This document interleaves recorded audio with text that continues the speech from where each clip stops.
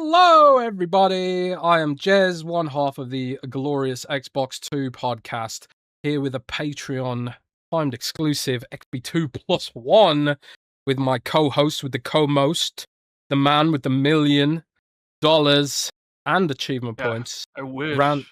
Randolph 19. What's up? What's up? Although you should probably make sure to check and ask people if this is working, because Jez, of course, was not prepared, as he always is when he does these things. And who knows if the audio settings are correct, if people can actually hear me, hear Jez. So you might have to, like, I don't know, listen to see. But we got a wonderful guest. Recently turned his back on Xbox and is all about PlayStation and Nintendo these days. Love him. I haven't podcasted with this man in probably 3 years, because every time I do guest on XboxEra, Day One, he's never. I was waiting for it. Coincidentally, never there. You are my official stand-in, bro. Like, yeah, I guess if we're stuck for someone with the suave intelligence and general good looks to replace me, not me. That's who we call. We call you. That's like, who can we get on that level? You are the guy. I mean, come on. You don't know any like good Nintendo podcasters at this point? No, we've only got. You're there. What about some great PlayStation guys? I'm sure there's some. Do you know that with the whole community of PlayStation and Nintendo folks have welcomed us with open. I can't finish that sentence. I'm sure they have.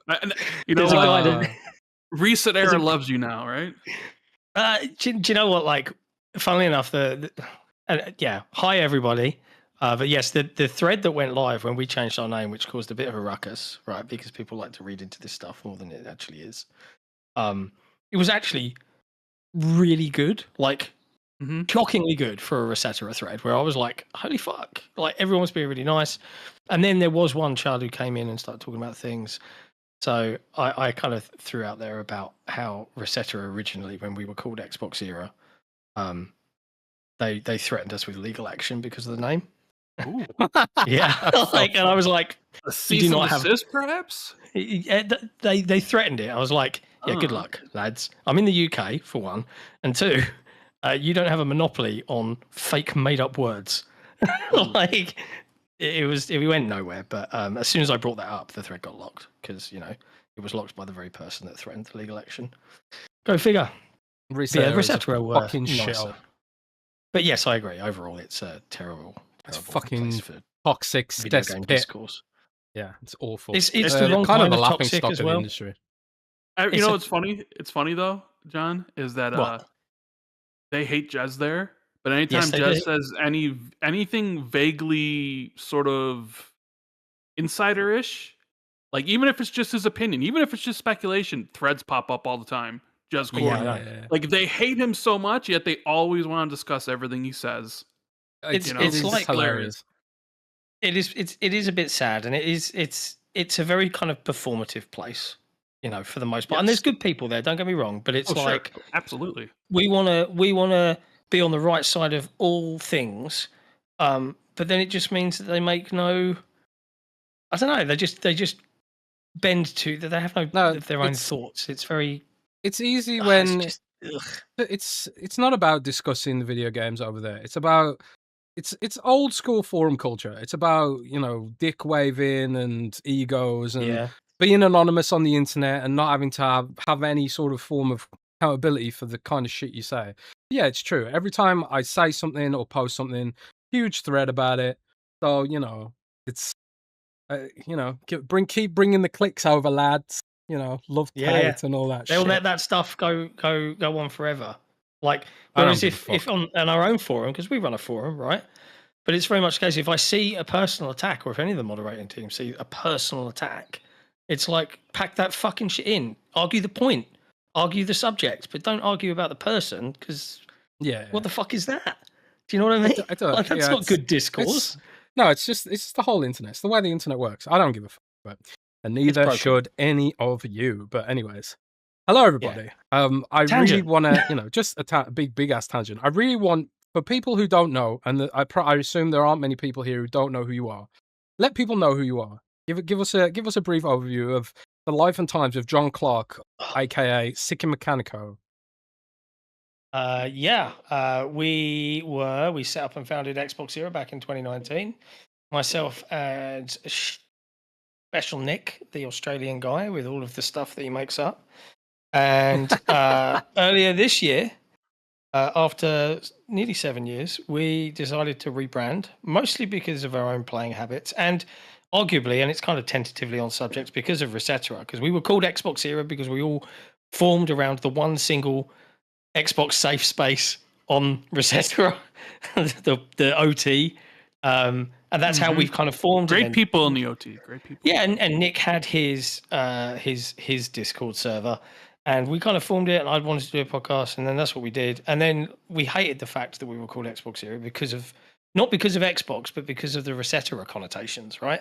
And that was primarily the reason for changing the name. We've been talking about it for 5 years, but we rebranded in February to Day One, still being a little bit Xbox coded because of the regular use of the phrase Day One on Game Pass. But Day One is kind of like a known phrase for anybody that's excited about a video game, right? They'll be like, oh, I'm getting this on Day One.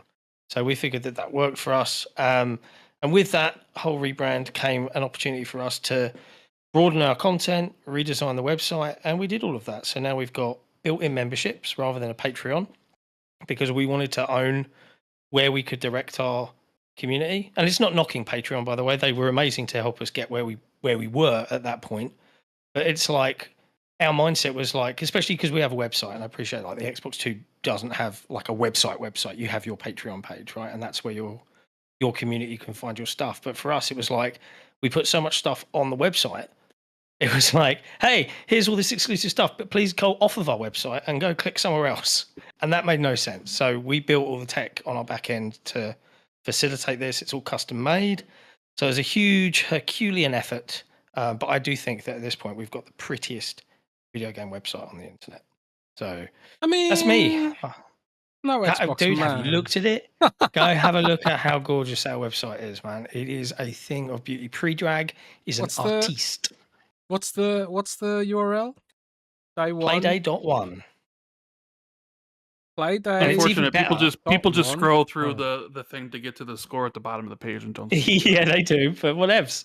But like if you're a member of Playday.1, you don't have any ads. That is like the borderline straight up thing. So I don't have any ads because I got uBlock Origin. Yeah, you can ad block, of course, but it's because you want video games media to digest. Yeah, I kind of do actually. I'm not gonna lie. I use uBlock on our own fucking website. Man, who doesn't use uBlock? The thing is, like, uBlock has this like show acceptable ads thing, and I usually turn that on, but it still just shows no ads at all. So, but I'm going to turn off. Great. Hey, I turned off uBlock. I'm a Patreon of Day One, so John doesn't care if I use uBlock on the website. So. That's true. But if you're a patron, Rand, if you haven't yet, you can actually have your account transferred to a Day One membership account and get access to everything that's on the website instead of Patreon. It's like I can just take your existing membership and extend it for the remainder of your Patreon, and you can do it that way. Yeah, I found a bug because I clicked members and it loaded up a Google AdSense block. So, I want to get on that. There you go. It's because you don't have access, mate. No, but I was trying to get access. I clicked members to join, but it popped up. And you got a block? No, no, that's just ads. It's just an ad pop up. Just close the ads and it will open the next one. It's just websites nowadays. They're just full of annoying ads to monetize your clicks. That's true. It's called an interstitial. You could be like the gamer and hire people to write. Interstitial advert, mate. An advert that appears between. Do you pay by click, John? Like the gamer, where if you have to get so many clicks, or you won't get paid? That's the funny thing. Like there is no money in running a video game website, which is why so many of them are being shut down. like to operate at the scale of like a GameSpot or a Windows Central, I think you have to have that massive readership, and to be able to do that as a small independent site, which is why doing the coverage that we do, and we're so lucky to have people support us, because without it we would be fucked. I can swear on this show, right? Yeah, of course you can. Of course. Fuckity fuck. You can swear. I mean, Jez does it all the time. Demonetizes me half the time. Oh my god! I shouldn't. Constantly just swears. Yeah, I shouldn't. Like it's bad for the algorithm if you swear, you know. It's very bad. I mean, Jez is bad. Jez is bad for the algorithm. Period. But I mean, you say that, but even though my YouTube channel's got like 7,000 subscribers, the video has always got like thousands of views, and I highly doubt I've got 100% attach rate on my subscribers. The algorithm knows who I am, bro. Yeah. It knows who I am, and it knows. It knows who you are. It knows things. But so, John, what do you want to talk about during this thing? You know, we probably got you for, I don't know, 2 hours or so. You got me for however long you want. 4 hours. What's on your mind? I mean, we'll talk about a lot of stuff. We'll talk about Xbox and all the current rumors and everything. I'm just saying, but is there anything? You know, there is something I did want to talk to you about. You can hit me with anything. Go. But I know there's maybe things you want to get off your chest too. So here's something I want to get off my chest. Okay. We talked about it finally last week because I hadn't done the podcast the last 2 weeks because of family things. Yep. Family was here, and it's very difficult to do a podcast when everybody's here. So it was like I can't do the show. But I finally talked about a game that you were paid off for because you gave a 10. At least according to people on the internet. True. It's true. They paid me so much nothing. Although it wasn't really your review they were referring to, it was IGN. It's like people came out of the woodworks because IGN gave Mixtape a 10. They did. And then I saw that you gave it a 10. I did. And I was like, oh, okay. I saw other outlets gave it a 10. I hear you hated it. No, I wouldn't say I hated it. I hear it did nothing for you.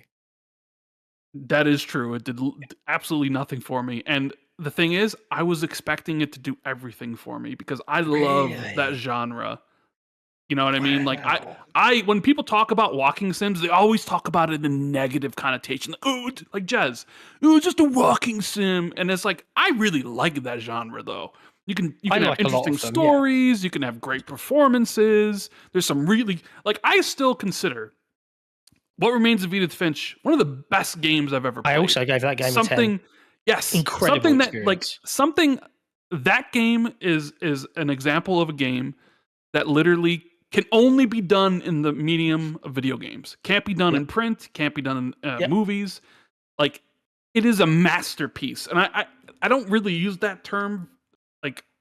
No, often. You're 100% right, because it's a masterpiece. What it does is it uses the fact that it's a video game to teach. Not only like tell a story, but it uses video game mechanics, a variety of them, I might add. Yes. To successfully tell an emotional story, and you develop an emotional connection with what you're playing. And it's all done in a succinct 2-hour bit of incredible video game design that I think I played that game 3 times. That segment where you're playing the kid cutting the fish heads. Yeah, in the fish market, and you're also while controlling on the other you're stick. daydreaming and controlling like the dream on the other side. Yeah.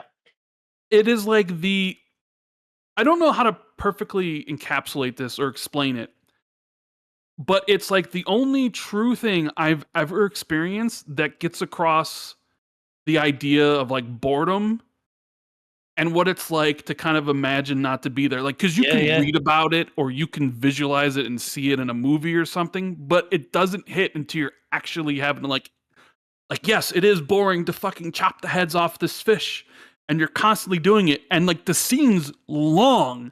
So you actually, and then as the scene gets longer, the fucking daydream gets bigger and it starts to, and it's like the most it's like one of the true, like, it's incredible. I can't love that. I love that scene so much. But Mixtape didn't produce that for you. So no, so like I love these type of games. You know, whether it's like Virginia or whether it's like, I don't know, Planet of Lana. I mean, I like similar to those stuff. Like I really enjoy this genre of games. And I'm like, all right, everybody loves this. I can't wait to play it. Yeah.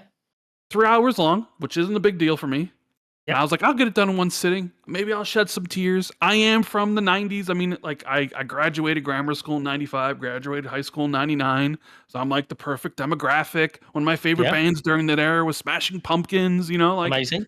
Right there. And I played the game for an hour and a half and turned it off. And then I went back the next day and played it. I would, if I had to score it, I'd probably give it a 6.5. Ooh. And it did absolutely nothing for me. I don't know. And it's a weird thing is because like I had the big like last party before college shit. Not like in the vein of like how they present it in the game or whatever. And the game did make me think of my friends. Like the last scene when like you know, I don't want to spoil anything. Whatever I did think of my high school friends and you know last time I've seen them and stuff. But I don't know what it was because maybe it was the soundtrack because I only really liked 4 songs out of the soundtrack. Yeah, I really liked the soundtrack. Maybe the soundtrack didn't do anything for me. I loved the soundtrack. Like outside of a couple songs, I was just like, if this is supposed to be 90s nostalgia, where the hell's Nirvana? Like, where's Pearl Jam? And I know you're saying licensing and stuff like that. I get it. I know, but it was trying to evoke the 90s nostalgia. And I'm telling you, like, no person from the 90s, no high school kid in the 90s is going to be listening to Devo or any of this stuff. Like, come on now. Like, to be fair, I don't even know what Devo is. But, like, I don't think the point of it was, like, and maybe that's a marketing fuck up on their part, but the point wasn't to fill it with songs that you definitely know from the 90s. But, like, the deeper, I think, interesting segment was that you had a main character that wanted to be a music supervisor. No, I mean, I get that. It makes sense. Soundtrack as it was like from my perspective, each moment was elevated by the song it was paired with. See, not because of my memories. I would disagree. I disagree with that. That's the beauty of subjective video game. I know. Opinions. I mean, the only ones that really did it for me was like the Silverchair song because I liked Silverchair back in the 90s. See, I hated Silverchair as a kid. I like Silverchair. I love Smashing Pumpkins. Love. There was a couple other ones that did well, but like it didn't really strike a chord. And I really, really found most of the characters to be unlikable, uninteresting, and that's not a problem. That's not a problem if you write an uninteresting or unlikable character. Like, well, no, I should say it's not a problem if you write an unlikable character. The problem is you have to make them compelling. Yeah. And 2 of the main characters weren't compelling, and the only one that is almost kind of played off as like a laugh with like the, you know, Cassie and her like the typical teenage rebellion type thing. She's the only one that actually sort of feels real or at least relatable. But like the scene at the end with her dad, like the way it's camera zooms in again. It's like it was fun, yeah.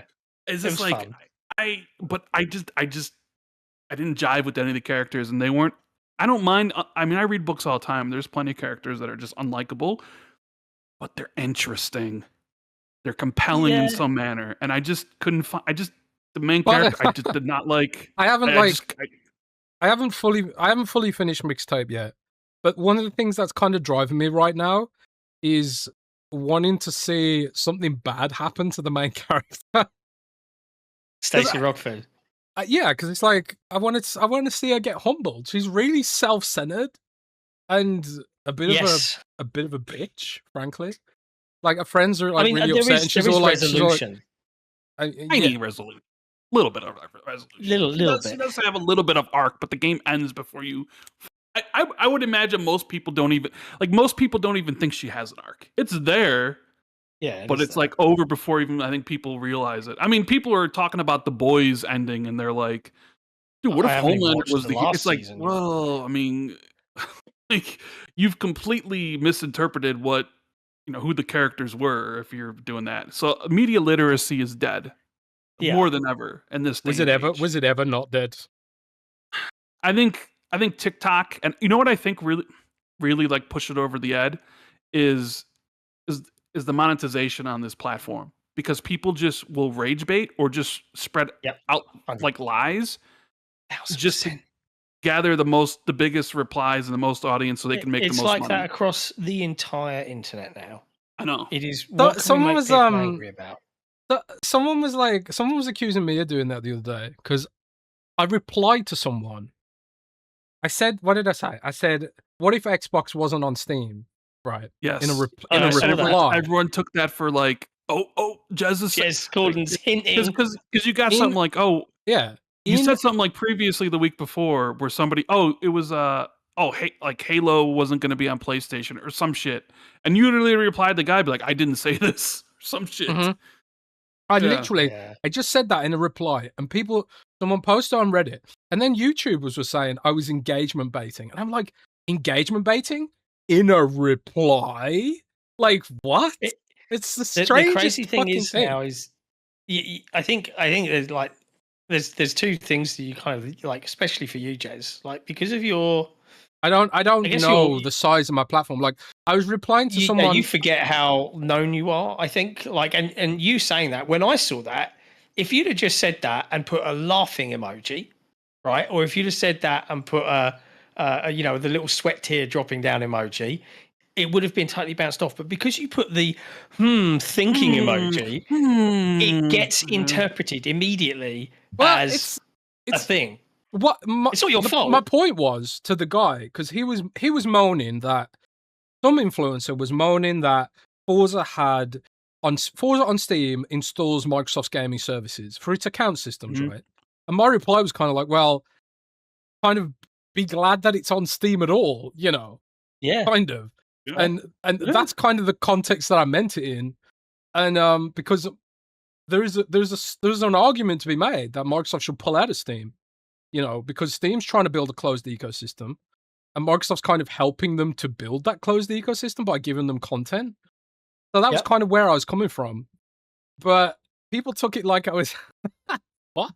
And then I saw some big YouTubers saying I was engagement baiting. I was just like they are engagement baiting by saying I'm engagement baiting. How many times have I told you? You got to be careful about what you say. Because honestly, another thing the other day, I was talking to someone I consider to be a friend on Twitter, and they were saying something like, why don't devs prioritize the Nintendo Switch version over the Xbox Series S version? And I just said casually in a reply, because the Xbox Series S is more powerful than Nintendo Switch, in a reply. Just casual reply. And then that went viral too, and people were attacking the guy, people were attacking me, and it was just like, I was just trying to reply to a friend about something banal. You can't do it. You can't say anything publicly on Twitter anymore. It becomes a whole fucking thing. It's not even real. That's the hilarious thing. It isn't real. None of it is real. Do you know how many followers DayOne has on Twitter? A lot. I think I saw 120,000. 120,000. A lot of them are bots these days. It has gone up by 75,000 since last year. But so have I. I had 150,000. I had 150,000 last summer. Now I've got 250,000. Paul Tassi talks about this. He gained like 50,000 subs like last. None of them are real. 50,000 like followers last 2 months. Basically, it's just like none of them are real. None of them click the links that we share. None of them engage with our content. It is literally, there is no point being on Twitter. There is no genuine conversation to be had. So John, then the question is the dead internet theory true, or will it become? I think it's getting that way, and it's all because it's we're driven by a capitalist society, and I don't want to sit there like capitalism works great for a lot of people, but when everything is a race to more money, you're left with nothing that's real. And you could segue nicely into how Xbox could do a lot of things to kind of Xbox Live was a big social network back in like the 360 days, and they did nothing with it as Microsoft tend to do. But like the Twitter that we knew is over. There's nothing worthwhile about being on that platform. Blue Sky is similar, but in a different way, in that everyone there is like, I hate Twitter, and anyone that has a slightly different opinion than me. It's like, okay. Blue Sky's just fine, I think. It's just. I tell you what, though, the worst is LinkedIn. The worst is LinkedIn because all the posts are self-important think pieces written by artificial intelligence. Like this is why this is why Discord's gotten so popular. I think because with Discord you can actively curate high quality, small, tightly knit communities instead of this homogenous algorithmic sludge that all the big tech companies just are wait pushing. until Discord fucking goes public, and then it'll all change. Yeah, you're not. Yeah, mate, like I mean, the race to make more money ruins pretty much everything that we take for granted and enjoy. But I mean, with AI and what it is now, like half the time, like I'll get on Twitter. Like I don't really use Twitter that much. Like you'll see if everybody knows that. Look at my Twitter feed. It says podcast is today, podcast is live. That's it. That's my tweets for the week or whatever. I know Jazz is always like, you need to tweet more, but it's like I literally have nothing to say because like anything I haven't said to you. I haven't said to you. No, you haven't because you realize that I just don't care anymore. No, because you used to be like, because it's worthless. It's worthless. Yeah. So there's one thing I think you should post more on is YouTube, making YouTube posts. Sure. Yeah, but I mean, maybe if I ever go back to like actually doing more than just the podcast, but you know, if I ever say, if I have something to say, I'm going to say on the podcast. I just can't stand Twitter because I'll get on there and I'll look and see what's going on, and I'll see like a tweet. I'll look at the replies, and I'm reading the replies, and I'll be like, "Are these real people?"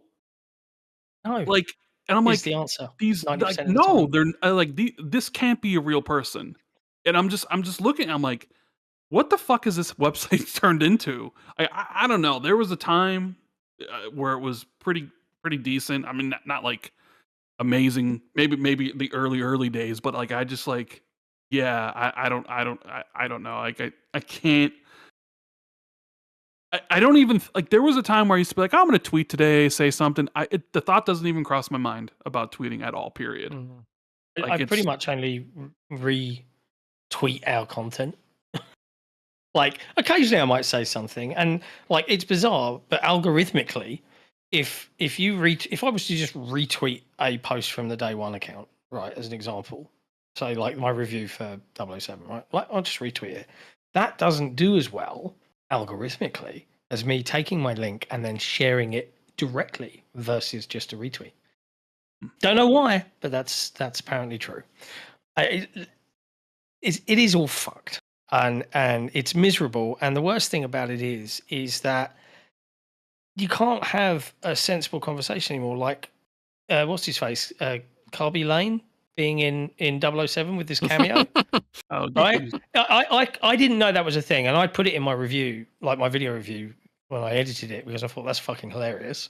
Right? And because it's so completely like whatever. Apparently that guy signed a 3-year deal with an AI company in China for $80 million for allowing them to do whatever with him in a digital Freezes laughing to the bank.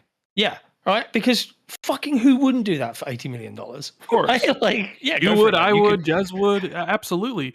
And then you're seeing accounts go, oh, you know, I'm not touching this. It's just like streamer slop. And I'm just like, what are you mad at? Like, it's just a bit of fun more than anything else. And like, video games are so fucking serious right now, apparently. Like, did everyone forget that these are just giant, expensive toys made by people that fell in love with them when they started in, like, you know, when their childhoods in like the 70s and 80s, and now we're here, and they who grew up on them are making them, and then that's the scary part. In 30 years, is all the fucking idiots that are playing Roblox right now are going to be the people in charge of studios. I don't know. There won't be any studios by then. If there will be any, but side tangent. I loved Mixtape. I totally get why it wouldn't connect with people. I think and I just want to close that conversational part off, to be honest. Oh, right. I was thinking we were going to get back to that. Epic fine. Yeah. Culturally, if you want a white kid that grew up in suburban America, small town America, I was though. Right, I know you were, but like I think it would definitely not hit with you if you weren't in that demographic, right? I can understand that. For me, you know, I didn't grow up in the US. I grew up in the UK. I did spend a small amount of time in San Francisco when I was a little kid, but thankfully I left before I got a terrible accent. And for me, like the characters reminded me of people I actually grew up with. I knew most of the soundtrack, but more than that, as someone who, you know, I play a couple of different instruments, and I'm a massive music nerd anyway. I found the actual pairing of the different tracks and their kind of vibes with the moments and the memories, which also I had. And it's the only video game, and this will sound sad and silly and whatever, but it's true, the only video game in my entire life that I suddenly realized at the end, like, holy fuck, I'm crying my eyes out here, because it got me thinking about all of the people that I had grown up with and had moved on from, or they'd moved on from me, or people that had died, or friendships that had been broken and fallen down, all of this different stuff, and it hit me like a ton of bricks. And I remember it was about midnight, and I ended up voice noting my partner and just being like, "Fuck me, like you got to play this game. Also, I love you, blah blah blah," because it absolutely smashed me to bits, and that was so powerful and so rare for me that's why it got a 10. Like, how can I not? For something like to have that much of an effect on me, I can't deny that. I can't, sit there and I said it in my review. Like, yes, there's tons of criticism that could be levied about how it's not a real game, and how it's simplistic and how it's basically just holding a couple of buttons. It's all just mini games, whatever. But that's what it's trying to do, and it's trying to evoke memories. And in terms of what it was going for and how it wanted to achieve me feeling this way, well, from my personal subjective experience, it fucking nailed it, bro. So that's why I think I think I said the same thing to Rand. I said, like, the one thing I can say really positive about this game is it made me introspective, because I was thinking the same kind of stuff. I was thinking about regrets and all that kind of stuff, and I found myself one of the I kind of like, I try to, when I'm writing reviews, I often try and like listen to my own thoughts. There's a word in psychology for that, but I don't know what it is. I'm not smart enough. But internal monologue. Nah, that's I don't know what it's called. It's like the brain observing itself, Jungian bullshit. I don't know, but okay, it's I just felt myself like thinking about like, the reason I hated the characters is because they were happy.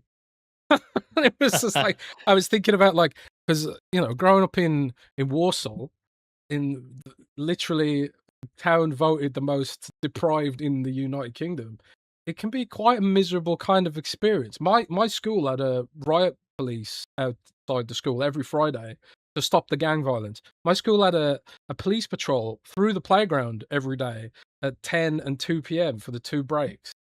So, it's like, and I'm thinking about those kind of things where it's like, it did make me think about that kind of stuff. So for everyone, it'll be a little bit different. If you did have like this kind of nice kind of childhood where maybe there's like teenage kind of stuff, like teenage arguing and teenage angst over bullshit and that kind of thing, then it's going to hit differently from, like, if you're someone who grew up in a situation which was terrible, like a lot of people did.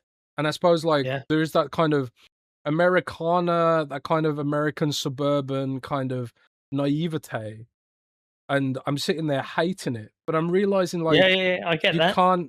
You can't blame them for it, because they're kids and they don't know any better. And I think it presents the teenage experience very well in that context. Yeah, like that the scene where slight spoiler alert, but like, come on, if you were going to play it, it's only 3 hours long. Stacy gets kind of betrayed by her friend, right? And it all fades to black and white. And the sad song starts playing, and she starts falling backwards, and it's like it's the end of the fucking world. And I remember feeling like that, when you call your mate, "Hey, bro, you coming out?" "No, I'm going to stay in tonight." And then you see him out with your other mate, and you're like, "You fuck," right? I remember feeling like, "Oh my god, that's the end of the world," and it wasn't. It wasn't the end of the world. And you look back as an adult now, and you're like, "Okay, whatevs." But like back then, it was whatevs, man. Whatevs. But yeah, like there were so many moments. Like I didn't TP. I egged my head of year 10, year 11 English. Yeah, so right at the end of high school.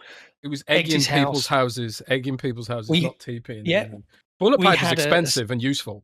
You don't throw them. Yeah, right. Yeah, we knew the future about COVID and the pandemic and the shortages. I had a secret lair.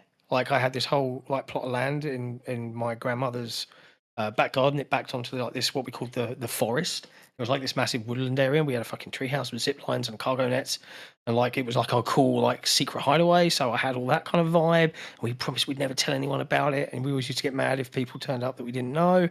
Like I experienced so much of what they kind of put in the game that it just hit harder for me than perhaps it would for others. So but that's the beauty of video games, man. Is if it's not for you, you just move on. Like I don't give two shits about the Elder Scrolls or Fallout in any particular way, but I'm also not going to yuck someone's yum and be like, ugh. It's just, I know. I 100% agree with you. I just wanted to have this conversation because I wanted to love the game, John. I love the genre, part, right? And I play it, and I'm just like, it didn't do anything for me. What the hell? Did you play Will Follow the Light? I have not, no.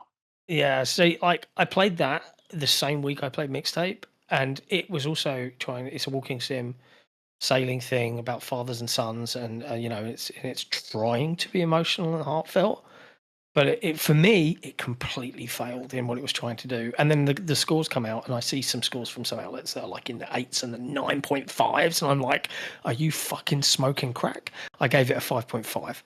But games are subjective, right? Like, I found it to be a broken, buggy, uninteresting mess, but that's the beauty of video games. So, to anyone listening, and I'm sure you guys would agree with the sentiment anyway, is if you find the people and the reviewers whose voices and tastes align with your own, and then you listen to what they have to say, like, that's all you need to worry about. It doesn't matter about scores and Metacritics and anything else. I'm sure that you both have games that were a Metacritic of like 68 that is like one of your favorite games of all time. Like, it's just video games. It's just fun. Just video games. Just video games. It's just video games, bro. That's true. So what else is on your mind, John? Anything you want to discuss? Your green hair. Yeah. Do you like the green mohawk? Yeah. I mean, nothing says like, I love you, Xbox. Please don't. Midlife crisis and having a green mohawk at what age are you? 40 something? Yeah, I'm 42, bro. It was my birthday a week and a half ago. Oh, all right. Enough. Happy belated birthday. Years, 42. 42 years young. Yeah, like there's plenty I could talk about. I think I would love to talk to you guys about some Xbox stuff. I would love to talk to you about 007. Yeah. Well, I haven't played 007 SGF. Though. Like, where do you want to start? You want to start at the Xbox stuff? That's all. Yeah, we can start the Xbox stuff, can't we? I mean, day one, you'd rather talk about the Nintendo stuff. Everybody raising prices. So, I've got a Nintendo Switch now as well, and I saw you picked one up. I got the Nintendo Switch Pro controller today as well. I'm all in, baby. I bought Tomodachi Life or whatever it's called. That one as well. And you know what? Downloaded Pokemon, man. I flip-flopped. I flip-flop Rand. I mean, I'm not surprised. I'm back in, bro. Back in. Yeah. Back in. I mean, you're done with talk about games that do nothing for me. Fucking Pokemon, man. Jesus Christ. I mean, Pokemon. I mean, look at the games Jez loves. World of Warcraft, Diablo 4, Pokemon. No. I mean, like, he is just... I like James Bond. Talk about trendy gamer over here. 007 trendy review. Mr. Trendsetter. Like, yeah. I'm a trendsetter. I'm a trendsetter, baby. Ike Mama wants us to talk about UFOs. UFOs, huh? Have you guys not been watching the UFO dumps from the Trump administration at all? Nope. No? Nope. I did see that there was a UFO documentary about how we're all being lied to, but I haven't watched it. Disclosure, I think it's called, right? Yeah, UFO is a big business right now. Although a lot of the videos they drop are pretty obviously balloons and shit, but let's put that to one side for a minute. Nah, I think it's all a load of bullshit. I mean, I'm just waiting. I think there is alien life, but nowhere within our. There's reach. Absolutely 100% alien life somewhere in the universe. Yep, 100%. It's like almost mathematically impossible for there not to be. Yeah. The question is how close is it, and how far separated from time are we from them? And how and how complicated is it? Because for I think it was like 1 billion years, we were just bacteria. Sludge. Sure. Some sludgy sludge. So, like, we could be the first complicated life in the universe. Well, side tangent. I mean, did you guys watch Project Hail Mary? Because that is one of the Jez best. Is like, don't get Rand started. Yeah. Don't get Rand started. Rand, tell me you liked don't it. Spoil it. Don't spoil it. Runs into the book. I've been recommending the book for like literally. The book's great. 3 years now. And like everybody who picks, I'll get DMs from people like, or comments on the podcast like, I recommend, I picked it up based on recommendation. I love it, right? So it makes me feel good. I'm almost more into like talking about books and video games because Although I am friends with a couple booktubers, and nice. it's pretty bad over there now. Like Oh, I used to why? think like that. Well, there's the Woke AI books? shit, right? Oh, There's like the AI stuff, but then there's also like competition between like some of the popular like creators who are like, I read 300 books a year, and it's like, how? And then you come to find out that they like listen to it an audiobook on background at 2x speed, so they can just say they listen to it. Oh, I can't do audiobooks. Or what's wrong with 2x speed? That's a fish. You're not retaining any information if you're listening to an audiobook at 2x speed while going about but while you're doing something else, you're not going to remember shit. Is my girlfriend listening? My girlfriend's got. Not only that, but like there are like people that like they'll read AI summaries of books and count it as a book read. So just read the AI summary. Oh, I read the book. Or they'll be like, I don't actually read if it's not dialogue, I just skip it. So I just don't read like only read the dialogue or blocks of text. And I'm just like, and it's like it's pervasive. And so like the AI, like the book talk, the book community, the book talk, like it's all just toxic, just like everything, I guess, just like any sort of fandom, just like video games, any of that shit. They all have their problems, and you got to find people that you like and shit. But I haven't seen much. I'll tell you what, I haven't seen much toxicity. I'm sure it exists, but as a dabbler, I haven't seen a ton of toxicity in the Warhammer 40k community. I'll say that. I'm sure if you get deep into it, they're probably is. I'm sure. I think they're if you go really deep into it, but it seems like I've been to a bunch of Warhammer shops, and everyone in there's always so friendly and helpful. They just want you to get into the hobby, like join the cult. Well, if you're talking to like in real life, then yeah, probably. But I'm sure there's probably if you get online, I'm sure you could find some. But to answer John's question, Project Hail Mary, loved it. Read the book like twice. Oh. Watch the movie. Incredible. More than I could ask for. Bought the t-shirt. It's so good. Stayed truthful to the book. You make me one want of to the watch better adaptations of the book I've ever seen. I mean, there's some slight changes, which I understood why they did it, but yeah, I mean, Ryan Gosling is just incredible in that movie. I love every movie I've seen Ryan Gosling in. He's great. He's amazing. Great. If I was gay, I'd want to marry someone like Ryan. Right? I would so 100%. Yeah, same. I would let him do anything to me. Like what? Pause. Sorry. But yeah, I absolutely loved that movie, man. Like, I bought both my kids 2 little like Rocky plushies. Yes, because they were obsessed. I took them. Maze. I went to see it with Kat, right? I have. It's been years, like. And that's why it's like I've said it's one of the best films I've seen in a decade. It has been forever since I've sat in a cinema and realised that I am involuntarily grinning ear to ear, like just pure joy. And I saw it, and then we went back, and I was like, "Oh, we get the kids back on Monday. Should we take them to go see it again?" And she was like, "Yeah." So we did, and they were blown away. They were just in love with it. So yeah, so I was. Have you ever read The Talisman, Rand? It's on Amazon Prime now. Hail Mary. Yeah, you can rent. You should watch it, man. It's such a good movie. Oh, The Talisman. 16 quid. Stephen King and Peter Straub.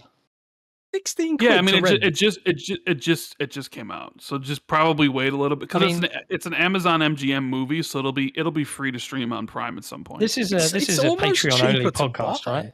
Yeah. Patreon. Yeah, I bought it. It's going out publicly in a week or so. I mean, all I would say, and I'm going to speak in some very light, indecipherable code here, Jez, is it's probably out on streaming services. Yeah, like Prime. Yeah, like. I mean, you could probably search and find it where it's like, yeah, you could stream it for free if you wanted to, but why? Oh, nah. Yeah. Like when something's genuinely good, I'd like to pay for it. To be honest. I mean, I've paid £80 in total to see Project Hail Mary twice. I bought it on. I buy CDs. I buy CDs, and then I don't have anything to play them on. I just want to support the artist, and I it's very good of you. So, very good of you. It's the right thing to do. It's I'm lucky enough that I can afford to do that, I suppose. But this is the amount of recommendations got, and like I say, like Ryan Gosling is just amazing. He's beautiful. He's just amazing. He's just beautiful. I think I think I will get it. You should. I would have bought it on Xbox Movies and TV, but it's no longer with us. Oh yeah, we were going to talk about Xbox, right? Yeah, we need to talk about Xbox, but there's a lot to talk about with Xbox. I know. We haven't talked to you in a while, so like, I know everything's changed. Everything has changed, and I keep getting distracted by tangents. But yeah, go if you haven't. It's almost like it's an episode with Nick. Yeah. Well, look, I actually really like it when I'm A, not the host, and B, not on camera. I like it too because when I'm, not the host. Like Jez is the host here. So it's so relaxing. It's so great that we're never on camera, so it's just liberating. Like whatever. I know it is. It is very liberating compared to always being on camera. Last week, Nick went on for so long that I actually, for the first time ever, started to fall asleep. It was miserable. But there you go. Yeah, there's a lot to talk about with Xbox. I mean, I have a number of thoughts. Ashley Sharma's come in. Phil's retired. I actually saw Phil at GDC in San Francisco, like a few weeks before he retired, and I caught him outside the hotel after his speech for Vince Ampella, and we chatted, and he was like, yeah, maybe we'll do something in the summer. And when I spoke to him after it was announced he was leaving, I was like, you slad dog. Like, you totally flagged that. You were not going to be around. You must have known. I think Ash has come in.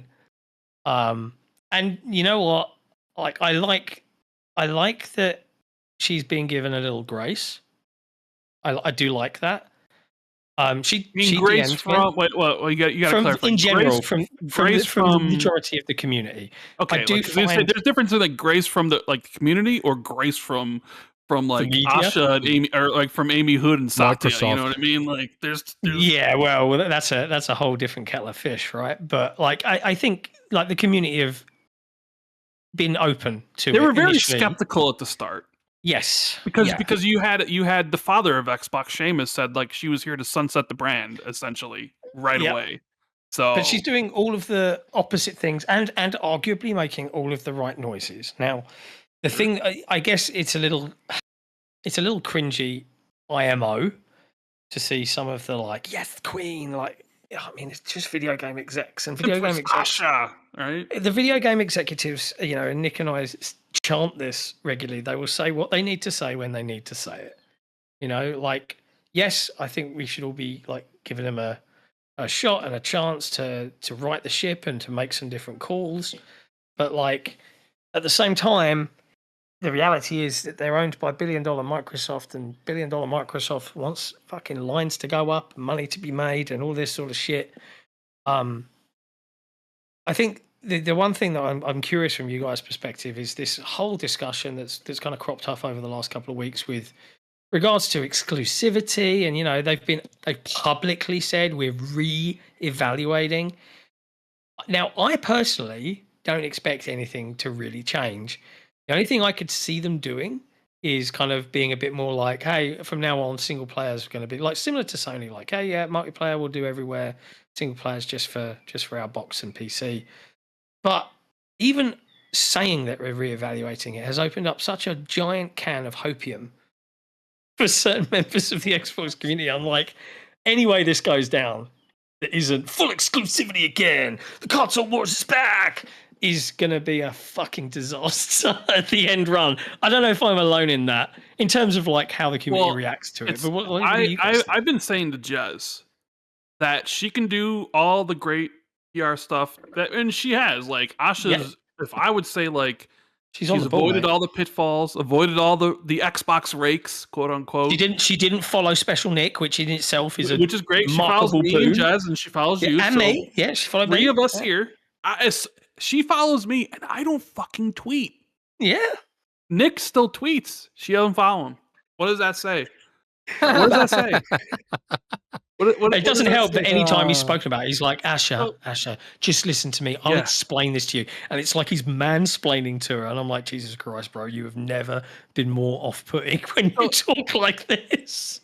She's like, I think she's done pretty well. But I don't know what you can really say, define pretty well. Like, okay, we got some updates to console, which they stopped doing, right?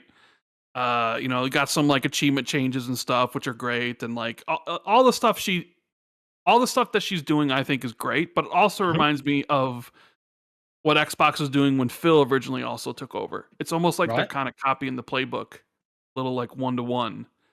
I don't know if you remember when like Phil took over. That's when they introduced Xbox Player Voice and shit, and that's when people started to ask for like back compat and those things. Very reminiscent of like Phil and Xbox in 2014 after he took over.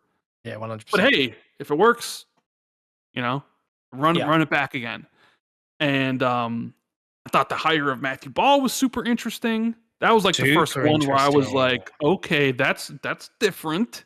You know, this isn't like, hey, this is my person who was with me at Core AI I'm bringing over or whatever. This is like someone who's very well respected by everybody. We're going to hire him here. So I'm liking the move she makes, but she does have the minefield, and the minefield being the exclusivity thing, which she started the conversation on. That's the thing, that risky. She's the one who replied to someone's tweet about exclusivity and said she didn't have to do that. Yeah, like, I mean that's just like the same conversation we had like at the beginning of the show with Jez just saying, hey, But the thing is, it comes. It's different. It's different because it was. I'm sure she got plenty of tweets, and she distinctly replied to that one, right? So it was like it means something more. And then they in their little blog post they mentioned it. They're reevaluating. They're doing all these things. Jez has reported that they're having high-end discussions about all these things. And I've said from like the start with Jez, I was like, her tenure is going to be judged on what she does with exclusivity, rightly or wrongly, based on the community. Like people are, you could do all these things, all these other hires and whatever else, but like people are going to judge you based on like what you do with the exclusivity stuff. Well, I'm curious from both of you, where do you land on this? Well, I mean, Jez did say if the next Halo's on PlayStation, he'll shave off his beard. So he can tell you where. Oh shit! Oh shit! I can't wait to see a beardless Jez. Or will you just see a bearded Jez? That's the question. Yeah, I mean, I just, the thing is for me, right? I think the Xbox Player Voice thing is they already know what they're going to do with exclusives. I think, and I think they've put the Player Voice together to create an accountability metric, so they can. So when it comes down to in the future where they're like, oh, we've lost all this money, they'll have a data point to point to and say like, well, this is what the audience wanted, So it's kind of like do we seriously take 15,000 or whatever it is on now upvotes as a representation of the whatever it is 40 million Xbox? No, of course not. Of course not. But of course not. But corporate. The way I know this now from having worked in a corporation for 5 years. The way these corporations work and the way middle management works is you have to put some kind of accountability metric into a spreadsheet in order to do anything. So what they've got now, what they've done with this Player Voice thing, they've got a data point. They've got a data point they can put in a spreadsheet and say, this is why we need to do exclusives. Here's the evidence, right? I don't think they could just make that decision without having the data point to back it up. So I think like they genuinely want to do exclusives, but in order to get it past Amy Hood, they need a data point to point back to create that accountability, that accountability layer that just seems to be typical of the spreadsheetification of the entire industry all up. We live in a world where corporations don't operate on human intuition, and this is why like smaller companies, they're disruptive. They come in with an idea and they end up beating the corporations because corporations are mired in this sort of accountability universe where they're like, we've got to have a spreadsheet, we've got to have data, we've got to have all this, even though like everyone at the company will know what they need to do in their heart of hearts, but they can't do it because of corporate inertia. And this is kind of what I think the Player Voice thing is. It's a political play. I don't think it's necessarily like, we're actually going to do everything on here for definite. Like there's some stuff in there that's just completely unrealistic, like lower the price of Xbox Series S and X, even though the price of memory and storage and RAM has increased by like anywhere up to like 500% in the last year. there's absolutely no universe where the price of the Xbox Series S and X are going to come down in price. You know, but something like exclusives, but just they can completing any of them something. though is good PR. Like they just turned they've done days into hours, right? But that's like, it's all just like, it's all good PR because like this is what the fans want, and you could be like, okay, well now like you can remember I've talked about how many times they were doing the Xbox Platinum and how many times it almost got there and then priority shifted and it moved away multiple times. Now it's actually back up on there and pretty high. Now you could say you could use that as like, you want to get some good kudos? Like, let's do this for real this time. And with her refocusing on the console, it does seem like that's actually a possibility. I mean, they've changed the animations and they added gamer score badges and stuff. They've highlighted the like. It almost seems like this is all just window dressing for eventually when they actually do make that change, right? But as far as exclusivity, John, I mean, there's like the personal and like what I think like my personal feelings on it, what I think they should do, and like so personally, it doesn't matter to me either way. Like same. It doesn't matter to me that people can play Forza Horizon 6 on the PlayStation eventually.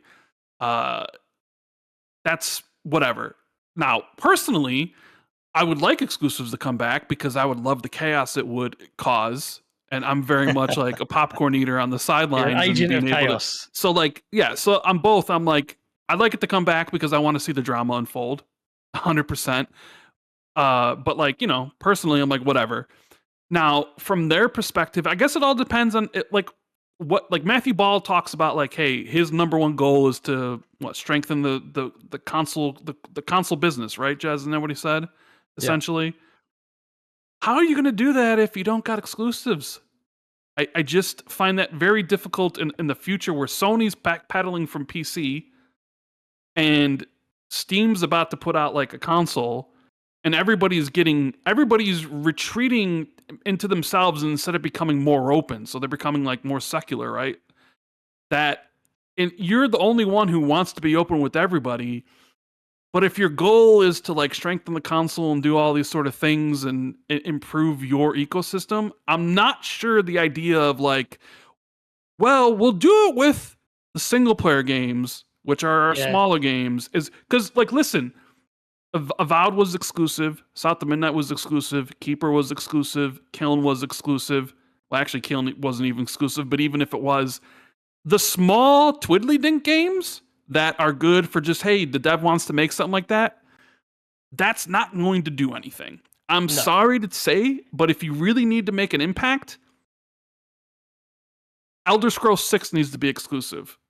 Fallout 5 needs to be exclusive. Like the games that people actually want to play in the millions and the games that you would actually want to be multi-platform because they would make the most money are the exact games that would have to be exclusive for this to like actually work and to drive people to you instead of just people being like, well, I'm just getting them over here. Like, I'm sorry, as much as I love Double Fine and Psychonauts 2, like you release Kiln as a single, like Keeper. The Keeper was exclusive. Nobody played it. Nobody's buying an Xbox for that. Well. It's like, so like you need, I think they need to do that. If that's what they're, if they're shifting away, which I do think they are, because if you wanted to keep everything the same, you just would have had Sarah Bond as the running everything. Like it was her show taken over from Phil. So them pivoting to Asha and like what she did with Instacart and all these places, it speaks to something else. It speaks to a pivot. Well, what exactly is the pivot going to be? I couldn't tell you. I'm not there listening to the internal conversations. Like, you know, like I think there'll be a change of regarding exclusivity. What that is, I don't know. Maybe it's like they'll do 6 months for every game. Maybe it'll be a year for every game. Maybe it won't even be anything. Maybe it's 3 months. I don't know. But I think it's something they actually really need to do. There's so many elements to this that like I kind of like naturally want to touch on because like there's the argument that and you know I think Phil said it once, like the economics of making a game has changed, I think was the quote. I mean, right? Yeah, I think clearly it has. Yeah. And like, look, okay, that is very self-evident judging by the number of studios that close, the games that fail. And like the non console warrior in me is like, I would rather everything be everywhere and these studios find success and then I get more of the things that I like, than to play this we must be exclusive in order to sell hardware, but then when it doesn't make sense, you're still owned by Microsoft. Oops, studio gets shut down. But there's so many elements and things that Microsoft themselves have said that kind of really frustrate me. Like, I remember back in the day that they argued that the Game Pass existing allowed for things like Kiln and Keeper and South of Midnight to exist because of the recurring revenue of Game Pass, those games didn't have to get 1 million, 2 million, 5 million sales. Yep, right? I remember those conversations. I remember Phil. And suddenly it's a concern, and we need to release them on everything. There's the reality of working for Xbox, and like, it's like the gingerhead stepchild of the fucking video game industry. The reality is, if you look at the media side of this industry, it is a macrocosm of the larger split, right? And you see it in every multi-platform review. 90% of the reviews are PS5, the rest are on PC, 4 or 5 on Xbox. And that's just because that's where the media plays, right? So you're right, Rand, in that if you start forcing people to have to, you want to play Fallout, you want to play Elder Scrolls, pick up an Xbox. You'll see reviews start to swing in a different way, but only for those exclusive games. Everything else will still be on the primary platform. And then there's the broader part of the weaponization. I feel, and this is just a personal thing, I feel like Microsoft weaponize their community. And like, I know people make jokes about the parasocial relationship bullshit, like the parasocials. Yeah, Gaz loves it, right? But it makes me mad on behalf of and one thing I've always admired about you, Jez, is that regardless of your position as a critic, right, you still reliably, I think, and honestly act as an actual consumer voice for the community that you're a part of, versus I have to be above it and remain neutral. You have an opinion and you stick to it and you fight for the people that like the platform. And I think that's why you've got so many people that trust and follow you, right? I think that's a valuable thing. But Microsoft, going all the way back to the Activision acquisition, made out very clearly, it's for you, Xbox fans. This is going to be so good for you. We can own COD. Oh, think how much it's going to change things. And everyone, for the most part, jumped in on that. And it wasn't. Because, Microsoft, you just made the biggest acquisition you've ever made, and it was for a video game company. Now we want to see those lines go up. And it's kind of changed everything, right? I mean, everything. As a Blizzard fan, I'm pretty happy with the way things are. Right, I completely get it. Blizzard are back, baby, right? Not gonna lie.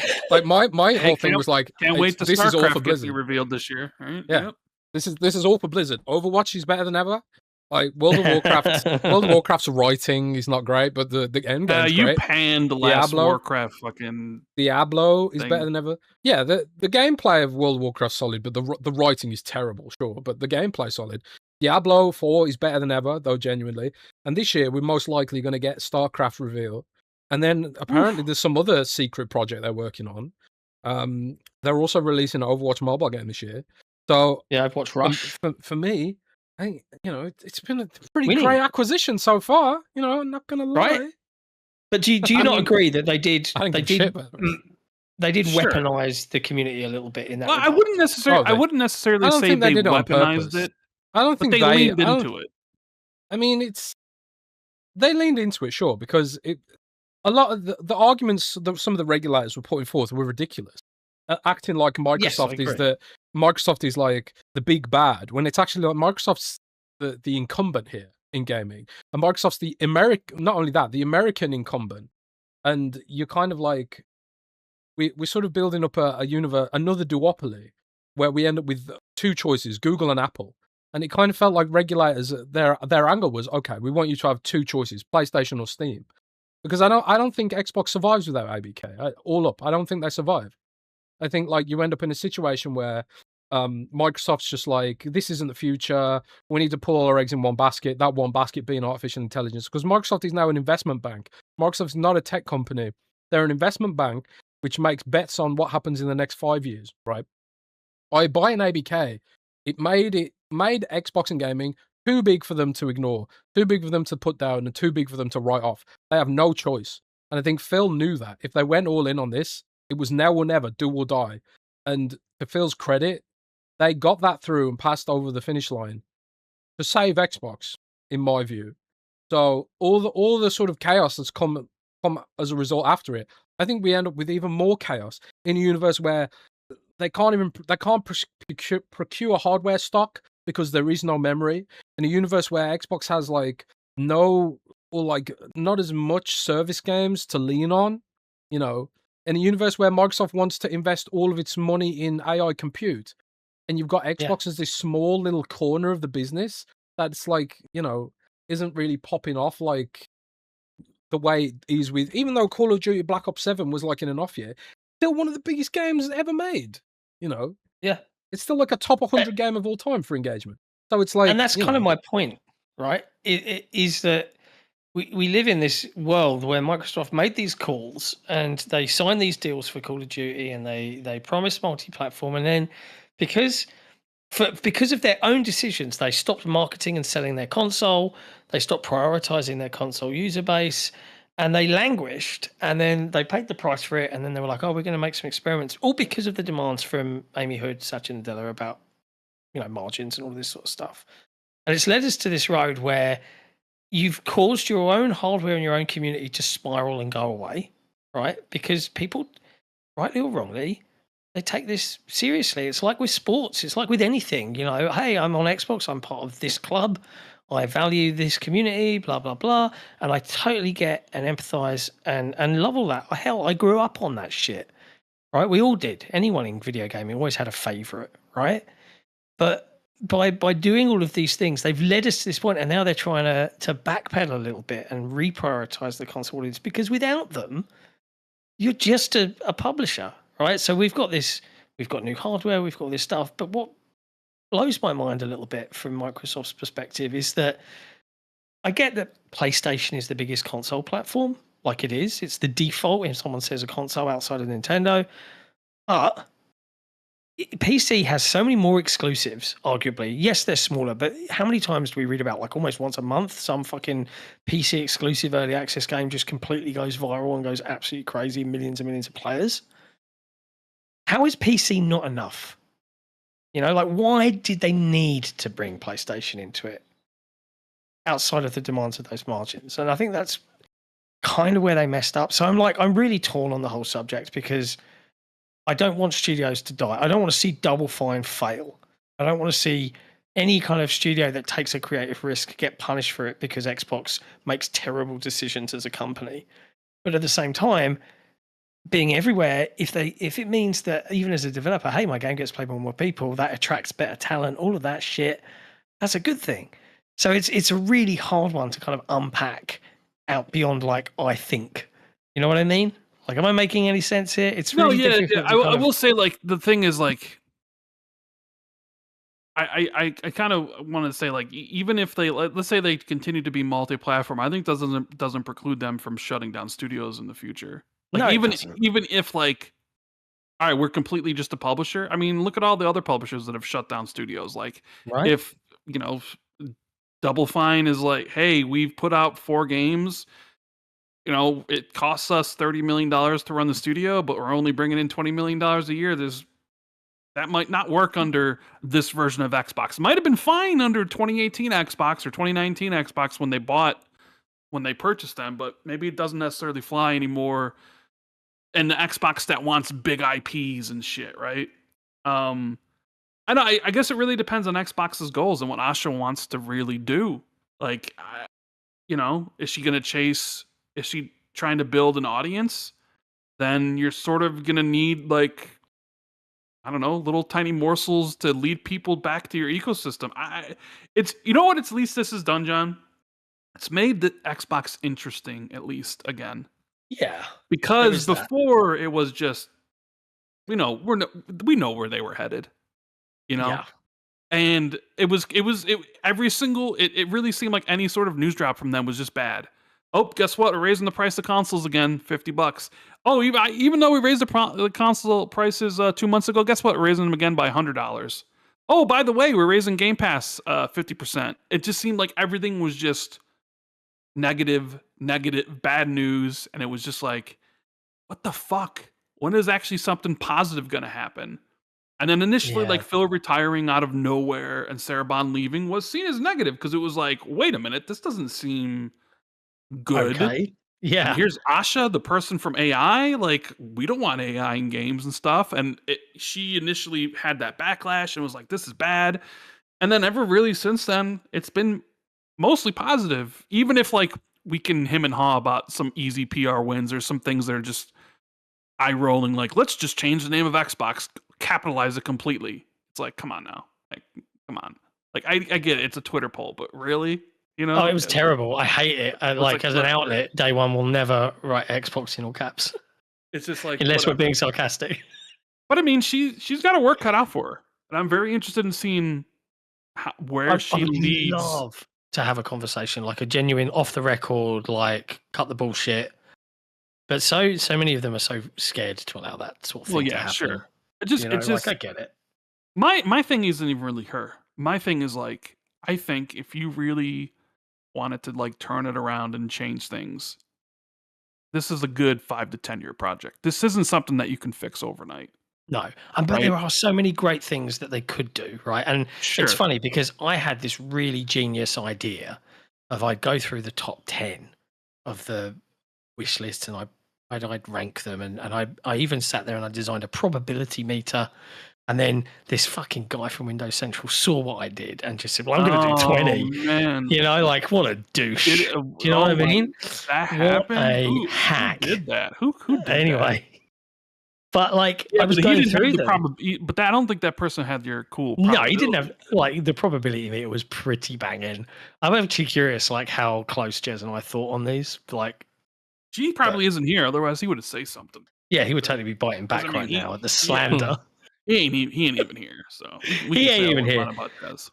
But like, I was going through them, and I think there is some really amazing stuff that they could do, that they could make a big difference of. You want to make a massive splash, like equivalent to fucking backwards compatibility announcement? You want to do something like that? Hey everyone, multiplayer on Xbox is now free. I don't think that does anything, John. I've had this discussion. You don't think that does anything? I don't think that does anything. I think what that does is win. I think that wins a lot of good PR, but with potentially PC-centric YouTubers who often cite paid multiplayer as a reason to not buy a console. I think that does do something from a PR perspective. But will it do something like move the needle? Will it move PlayStation gamers to Xbox? Will it move PC gamers to Xbox? I don't think so. Because you got to remember, Xbox 360 had paid multiplayer before PlayStation 3 did. And people were fine with it. Because it cost a vanishingly small amount. And there was always this perception that if you pay, you get like higher quality online. And to be fair, I think that's still true even today. Like, there's this whole thing with PlayStation right now about how like anyone can actually get hacked. And it's like that kind of thing just doesn't happen on Xbox. Or at least not so. I'm sure it does, John, but not so visibly. Me and Jez have talked about this, and I've explained it. So I'll explain why I think that doesn't matter anymore, right? It would be a big PR win. Oh my God, multiplayer for free? It'd also be millions of dollars lost. Yeah, but they have to do it though, Jez. Like, they have to do it. If they are when Project Helix comes around, if they are putting Steam, they have to do it. Yeah, they do have to do it. If they want any other marketplace and they want to be able, you can play your PC games. They've tried charging for online multiplayer before with Games for Windows Live, and they were laughed out of the building. They have to do it when Project Helix rocks up. Like, it'd be just for Helix though. It wouldn't be for One or they wouldn't backdate it to because it would also be changing like back end shit. You want to know why I don't think, even if you're just talking about versus PlayStation or versus Nintendo, like, oh, this one has free multiplayer. It's because all the biggest games in the world are free, and you don't need Yep. multiplayer to play them anyways. Like, the only one that you really need to play multiplayer for is Call of Duty. The rest are all just... That's why I don't think it matters anymore. You need it This for isn't Minecraft, like... bro. Remember when it was like the PS3's 360? You had developers on the PlayStation side being like, well, actually, when you buy a 360, you have to factor in $60 every single year. Like, it was honest to God war. Yeah, it was bad. And then they, PlayStation joined the ranks, and it was a big thing during like the PS4 and Xbox One gen. The prices sort of remained the same, and when Microsoft decided to raise the price, I remember we all bitched and they backtracked the same day. But both Microsoft and PlayStation have been raising the prices on multiplayer access. I think, didn't Nintendo just do it too? And I know people don't like paying more for anything, but I think part of the reason why it wouldn't even matter is because you can still play Fortnite for free. You don't need an Xbox Live to play Fortnite. Yeah, that's true. So it's like it wouldn't matter, I guess. But equally, if they have Steam and whatever other stores on Helix, if that happens, then you do have access to a ton of exclusives that often don't launch anywhere else but Steam. I sort of wonder, do we think, like, I sort of wonder what Asha would make if she was there from the beginning instead of being like, Helix is too far gone to like... To reverse cancel. course. Because I don't know, I'm sure you saw the reporting from Stephen Totillo when he asked about the storefront stuff. Yeah. And her response was, that was the previous administration. Yeah. I sort of, because I still sit there and I'm just like, how is having a competitor's storefront on your box good for you? Like, what does that do for you? Like, the only thing I can see is it actually would chase people away from your store and buy things on the other store. Like, I don't understand. But I don't think Microsoft know. That's the scary fucking thing. So, like, I said this to Jazz. I was like, are we sure that that's actually still going to be a thing on Helix? Like, could she change her mind and be like, actually, you're not going to be able to play Steam games and Epic games on this thing. It's just going to be our store. Like, could they really do that? I mean, I know the device is supposed to be a Windows. Is it like, could they literally do that? Or could they make it? I don't know, but I'm just saying, I wonder if like Asha, if she had her thing and was built in it, if that would actually be the path. You've got a point there, Rand, right? In that it would make far more sense. And if you look at what they've been doing in terms of their development platform, on the SDK, GDK side, they're like, oh, we're making this simpler. We're doing this. If they can get it to the point where it is as simple as Steam, it is as simple as we can run the build that you built for Steam as an Xbox title, and you just have to drag and drop. Like, I know it's not literally that, but you get my point. Why would they offer 30% to people that only will ever buy on Steam?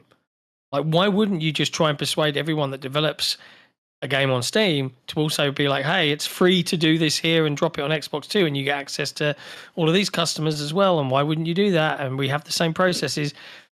Yeah, I would actually see it far more likely for them to align with Steam's overall ease of development platform. And don't get me wrong, there are things that Xbox do, like certification. I know it can cause code delay and stuff like that, and that's a pain in the ass for us as critics and reviewers and all that shit. But for the consumer, it's a good thing because it means that their product isn't a broken piece of shit most of the time.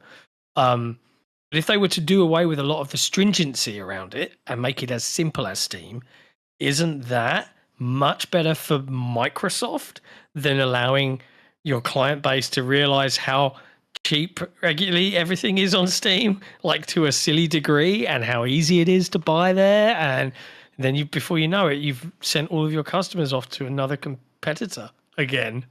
Like, yeah, these are questions these are questions that like are really confusing because it seems obvious to us, but they still wish ahead and do it. But there is a factor here that people often overlook with regards to a lot of this, and that's it's not free to run your own store.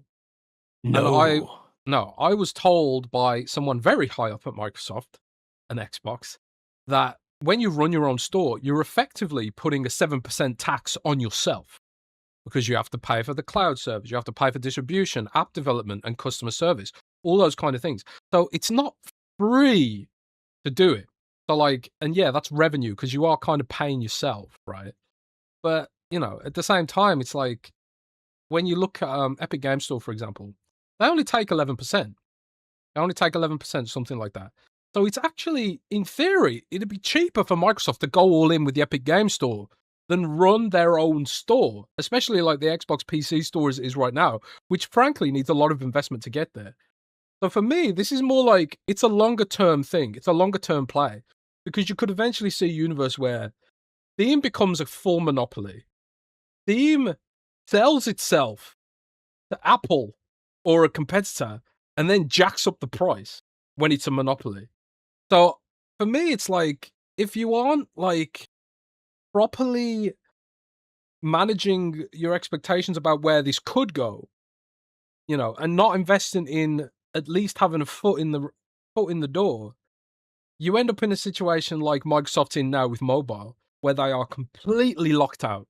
They are completely locked out of the mobile ecosystem by Apple and Google because Apple and Google have locked them out and forever. And there's no coming back for that. I don't care how many court cases that go on. Like, Apple and Google are always going to make it hard and obstructive to get anything on their ecosystem without going through their ecosystem. And their ecosystem comes with huge fees, which become prohibitive, right? So Satya was like, "Oh, we'll give up on mobile and we'll just go all in with Android." And Google locked them out. That could happen again with Steam. That could happen again with PlayStation. You know, and as me as a customer, like, I don't plan to stop playing games in the next 10 or 20 years personally, you know. So in the next 10 or 20 years, I'm going to still want to be able to access my Xbox content.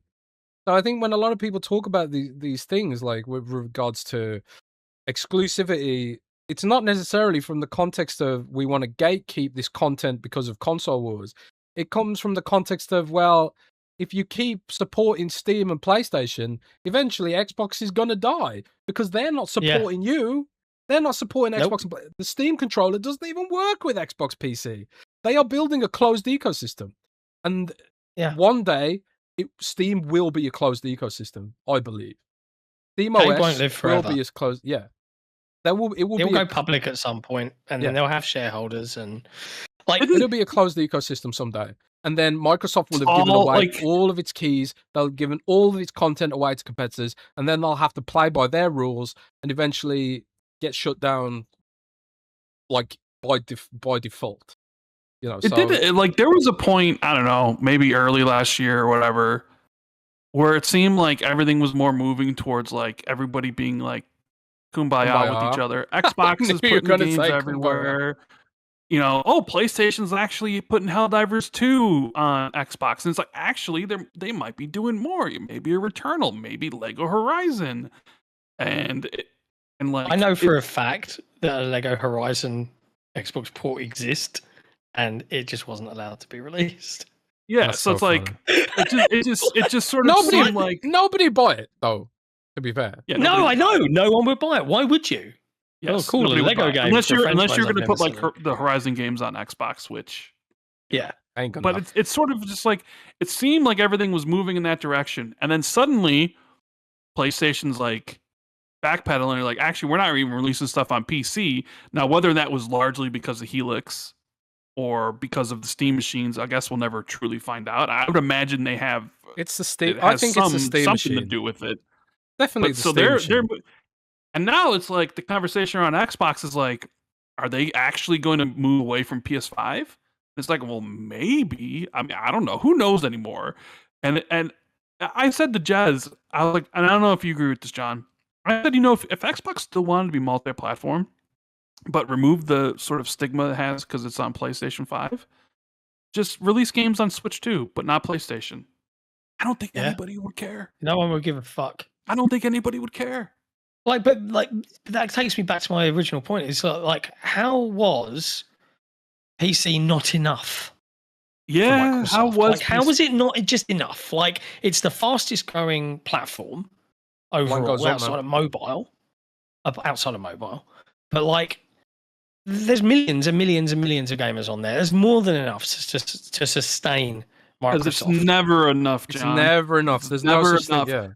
Not when there's like 100 million PlayStation users that whatever, or how many Switch users. There's a user base you can tap, and it's funny because we all said, "Hey, you're trading short-term gains for long-term pain, and this may not exactly go the way you think it's gonna go."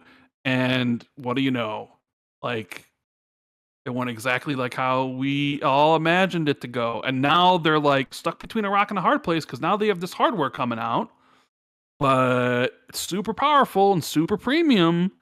But then it's like, well, can't actually release it soon because the memory issues. So like is it actually going to release next year, or are they going to try to be like, let's hope it's better in 2028? Because like you can say all you want about like strengthening our core Xbox console business, but you release that shit at $1,200, $1,000. I mean, the reality is Xbox could lower the price. I know they won't because everything costs more and they'd be losing money. They could. Well, Jez recently just said they can't because what'd you say, yeah, Jez? because they're actually losing money on the Series X right now. Of course, again. But they could lose money to gain market position. Like per Mr. Matt Booty himself, let's outspend Sony out of business. This is again my thought process. Like, you lose money today to gain tomorrow. You gain in 5 years when people actually start choosing your ecosystem instead of being forced to use it. You know, and because people right now aren't choosing the Xbox ecosystem because there's nothing unique about it. There's nothing unique about it. That blows my mind, Jez, because like, I'm speaking here more objectively than subjectively. Exclude PC for a second, where freedom is everything, right? From a console ecosystem perspective, Xbox is far and away the best console platform. And I'm not talking about the games. I'm talking about how the fucking ecosystem works and treats you as a customer. But no one talks about that. You ain't wrong, actually. It hasn't won Microsoft anything. Hey, yeah, you can buy a copy of a game and it also gives you the PC version. It's because you can play it anywhere. And it doesn't give you the Steam version, that's why. It's mad to me. Cloud saves hidden behind a subscription for both PlayStation and Nintendo. Not on Xbox, but no one talks about that. Everyone's just okay with mediocrity on the other side of the fence. And it's like, why? Because no one plays here. No one plays here from the big kingmakers out there. I think the reason is for the same reason Forza is often overlooked for Game of the Year. It's because it's technically brilliant, but you don't form an emotional attachment to it because it's cars, it's not characters, not a universe. And I think that's really the same thing that happens with PlayStation and Nintendo. Like, Nintendo is objectively the worst place to play. The games are pixelated. The games are low quality, generally speaking. The thing that drives Nintendo is pure emotion, pure nostalgia. Xbox has never really delivered that. Microsoft sees gaming as a utilitarian thing, a technical thing, a technical problem to be solved. And that's the problem here. It's not human enough. And it's never been human enough. They've always thought about it in terms of a spreadsheet. And that's why Xbox doesn't have this compound interest from nostalgia to play on. Sony has some of it. Nintendo has a ton of it. And Steam is gradually building it, you know, and has a lot more of cachet with regards to the emotional attachment. When you see people discuss Steam on the internet, it's always from an emotional perspective. It's very rarely from a technical perspective. When you see people talk about like Xbox, it's a negative emotional perspective. If they talk about Xbox, they're talking about things like games for Windows Live, which hasn't been a thing for over a decade. You know, it's the emotional damage and the emotional neglect that sort of informs people about where they should play. Microsoft has neglected that. Sony has started neglecting that too, and it's going to bite them in the ass, you know, down the line. Yeah. So for me, it's like Rand said previously, if they're really going to go hard on this whole Xbox thing, they've got to think about it in terms of years, not in quarters. They've got to think about it in terms of like, what's the 5-year, 10-year plan, not the next fiscal plan, because it needs a consistent cadence over the course of years, a consistent messaging these are the exclusives, the high quality experience that you will get on our ecosystem. And because Microsoft can't think years down the line, they can only think quarters down the line, because they are an investment bank. I think that's the real constraint Ash is going to have. You can't have a cultural revolution in fiscal quarters, something that builds up over decades. Nintendo understands that, you know, and that's why Nintendo is just still the phenomenon that it is. And they're leveraging that compound nostalgia except for the Wii U now. generation, yeah. Sure, except sure. for when they fucked up real bad and almost killed the company, yeah. But the fact they were able to come back from that is purely on the basis of nostalgia. 100%. I mean, other companies would not have been able to come back from that. I have that bedrock. Yeah, people joke about it, but like, you're absolutely right in that. You know, sometimes I see Nintendo and the way that things get talked about, and it's always from a place of like such a lengthy nostalgic lens, like 90% of the time with so much of their stuff. Don't get me wrong, I think Nintendo are, for the most part, genius in some of their game design and the way they approach things. I like a lot of their games, but I don't have any of that nostalgia because I didn't grow up on NES and SNES. That wasn't my route into video games, right? And I do wonder as we get older if there's Xbox people that grew up, you know, like I did, that will eventually be at a point where that nostalgia exists a little bit.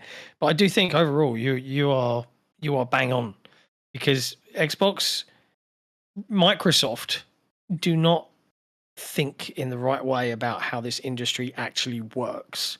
Like, everything they've done probably makes sense if you were to bung all the data into a fucking spreadsheet and go, what does this look like it'll play out to if we extrapolate here? It probably all makes perfect sense. But it's not reflective of like human nature and reality and the way that people back things like there were teams. So I am so curious about how all this is going to shake out. And I would love to sit there and have these sorts of broader conversations with the people that can make these decisions and have this sway and just understand, like, what are you thinking? Here's what I think will actually ultimately happen. I think most Xbox games will stay multi-platform. And I think what could happen is we see some games become formally timed exclusive. Say, like, they become timed exclusive, like, maybe 6 months or whatever. And they sort of move to an EA kind of model where maybe it doesn't come day one to Game Pass, you know? The vault. There's another can of worms we got to talk about there in a minute. And maybe it doesn't come to get day one to Game Pass in exchange for exclusivity. And then when it does go to PlayStation, it also drops into Game Pass. That's one thing I think they could do. But also, I think most games will stay multi-platform. And I just think they'll pull back some of the icons. I think Halo becomes the Mario of Xbox's ecosystem if they can actually deliver it again someday. I think they start farming Halo out to some of their support studios, or supporting studios, like get id to make one, spin-offs, that kind of thing. And I also think those will be exclusive. I think Halo will become the exclusive thing. But I think we could also see Gears go exclusive, and maybe you end up with another pillar going exclusive. But I think things like Fallout, Elder Scrolls, I don't think they go exclusive. I think there's just way too much money to be made. Too much money there, but those are the games that people would actually want to come to your ecosystem I know, sure. to play. But like, I think we're gonna get token exclusivity. I think they'll say like, we've given you exclusivity. Here's Halo 7. It's going to be exclusive. I think that's it. That's what I think. But then Halo 7, it doesn't have enough players. It fails. It well, what if they did it'll still come to Steam. Well, I mean, your whole thing, like, what if they pull away from Steam? I don't think they'll pull away. I mean, I don't think they will either. I think that's no chance. No chance. Yeah, Steam is. Steam's just the de facto. I mean, I would say if I had to put a probability on it, I'd say it's like 10%. Like, obviously, it's really, really low, but I don't see it happening. Like, I think you would see more of them moving away from PlayStation than you would see them moving away from Steam. I think they'll move away from PlayStation for a few for Halo, maybe Gears, but I think E-Day is still coming to PlayStation. I think that was decided years ago, and the build's probably close to being ready. I don't think you Yeah, but they invest could that easily money. they could No, easily no, no, just no, do no, it like no, no, no, it'll no, come no. later. It'll come later. Yeah, maybe it'll come later, timed I exclusive. mean, I think, but I think the money's been invested and costed, and the work's been done. I don't think sure. I don't think Microsoft's the kind of company that would just be like, we're just gonna write all that off. I don't think they would do that. But I mean, they sort of did for fucking Starfield. Yeah. no, I don't think there was nowhere near as much work Yeah, done. yeah, there was.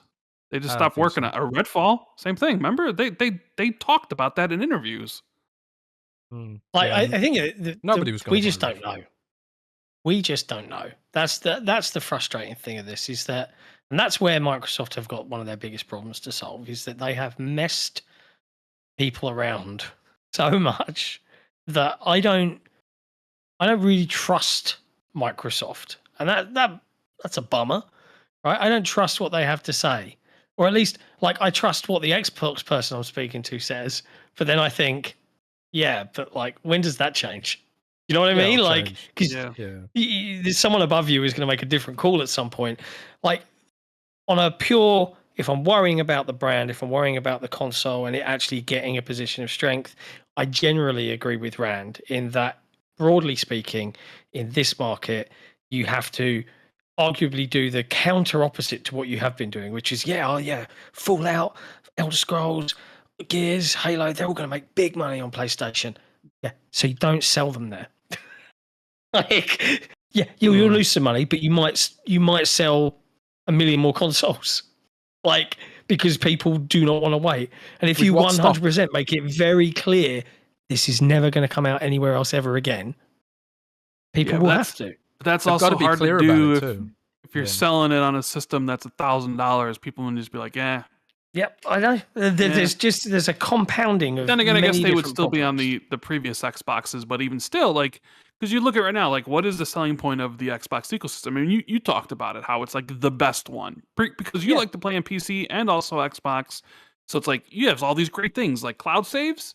Like, oh my god, it just works on Xbox and doing all this great stuff, and then you sort of wonder, it's like, well, the selling points are really just the ecosystem. Like, it's Xbox Play Anywhere, which honestly, like, is a great idea, but it's not broadly supported enough to really be a factor for anything.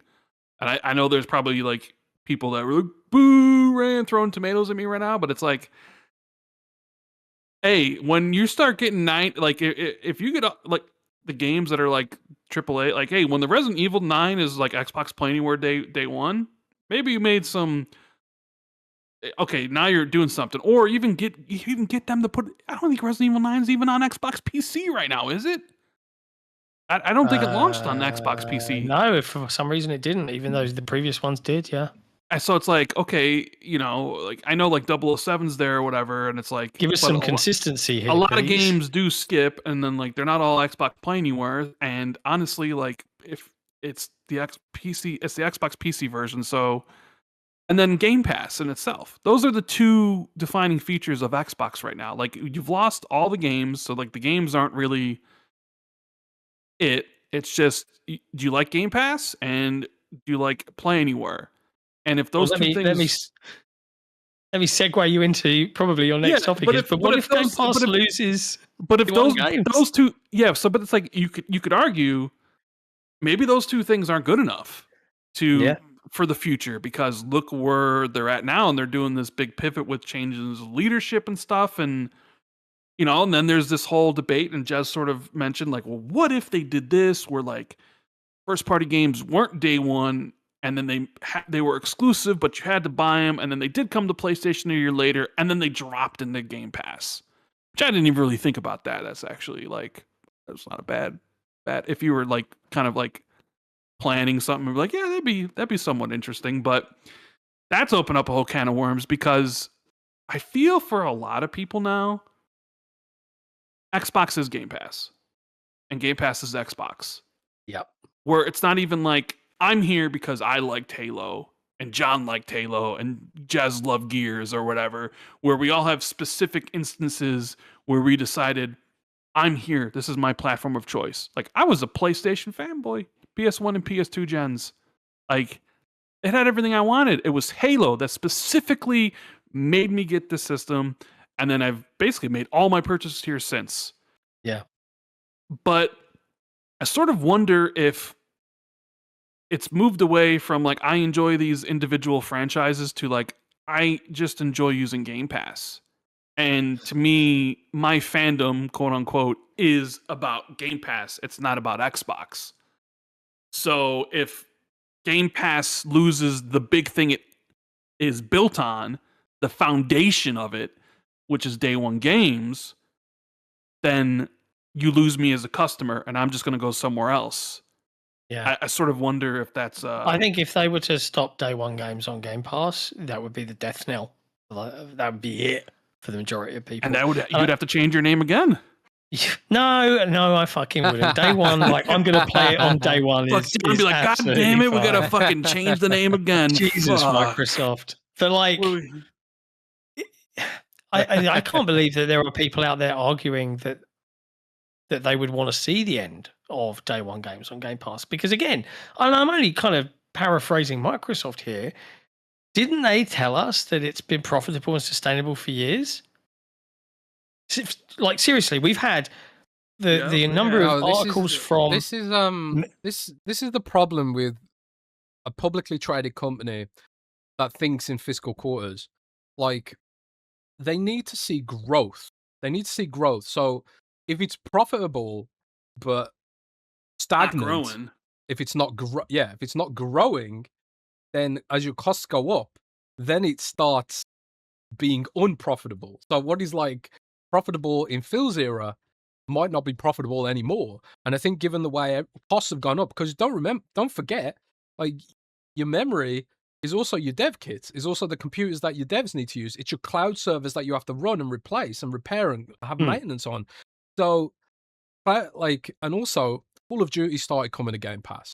And because of Microsoft's, I can't remember what the name of the formula is, but the formula they use to charge Game Pass for engagement back to their first-party studios to offset cannibalization, Call of Duty's probably vacuumed a shitload of that profit. A disproportionate amount of whatever profitability Game Pass might have had. I think the number bandied around by Bloomberg was 300 million in revenue, right? Yeah, it's a huge amount of money. So Call of Duty's probably had a huge negative drag on the amount of money that Game Pass has had to spend on other stuff and sustain itself, right? Yeah. So I think Game Pass as an entity was maybe doing a balancing act, growing slowly. Call of Duty was supposed to turbocharge that growth, and it just didn't, because they didn't really have. Not only did they not have the units to sell to potentially grow the console install base because of whatever, and but also just because people were still not willing to use Xbox PC, or maybe people were subscribing for a month and then unsubscribing because PC gamers are probably more cost what's the word I'm looking for?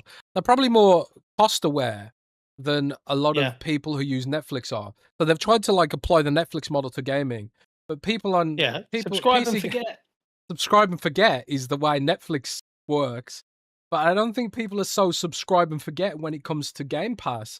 And I think people are a lot more discerning, and a lot more gamers are just sort of like that kind of more heavily engaged user, especially core gamers. So I think a lot of people probably subscribed for the month and then unsubscribed, which in turn turned Call of Duty from a $70 sale into a $10 sale on PC, or a $14 sale, or whatever it was for PC Game Pass. Yeah. So I think it just didn't work. Wholesale didn't work for Call of Duty in Game Pass, and I think wholesale it fucked both of them. It fucked both of them, right? Like, because adding Call of Duty to Game Pass made Game Pass more expensive because they had to pay for it, so they had to increase the cost, which led to the negative sentiment around the price increase and probably like lost players.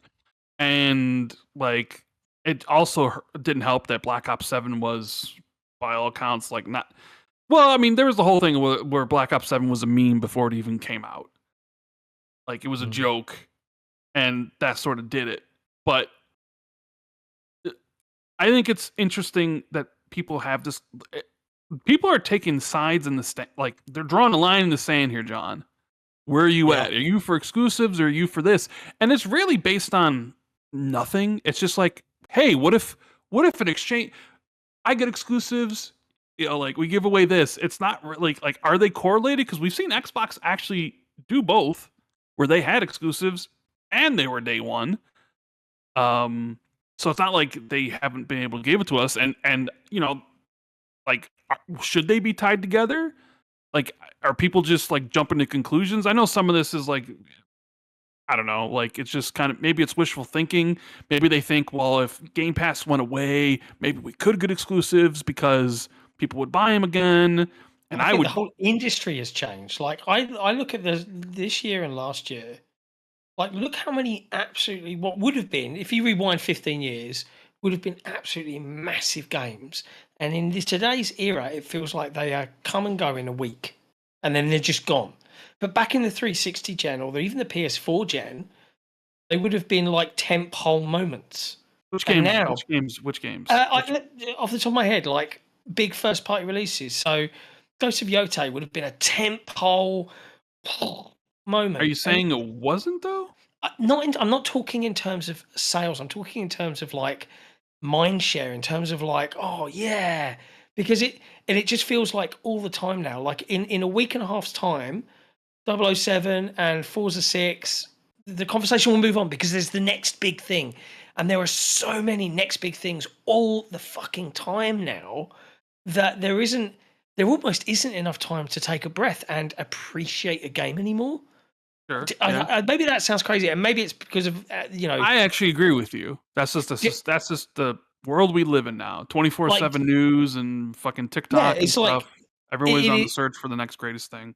It's brutal, and like working on like the media side of the industry, like by the time that the community is on the game, I'm already playing the next big game, and I have to get myself in that mindset, and it's such a shame.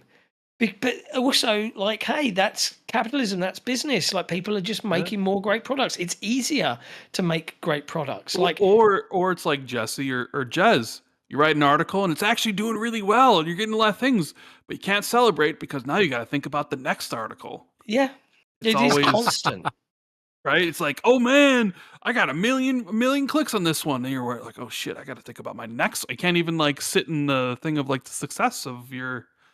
I got to think about the next one. Yeah. It is. I know. Yeah.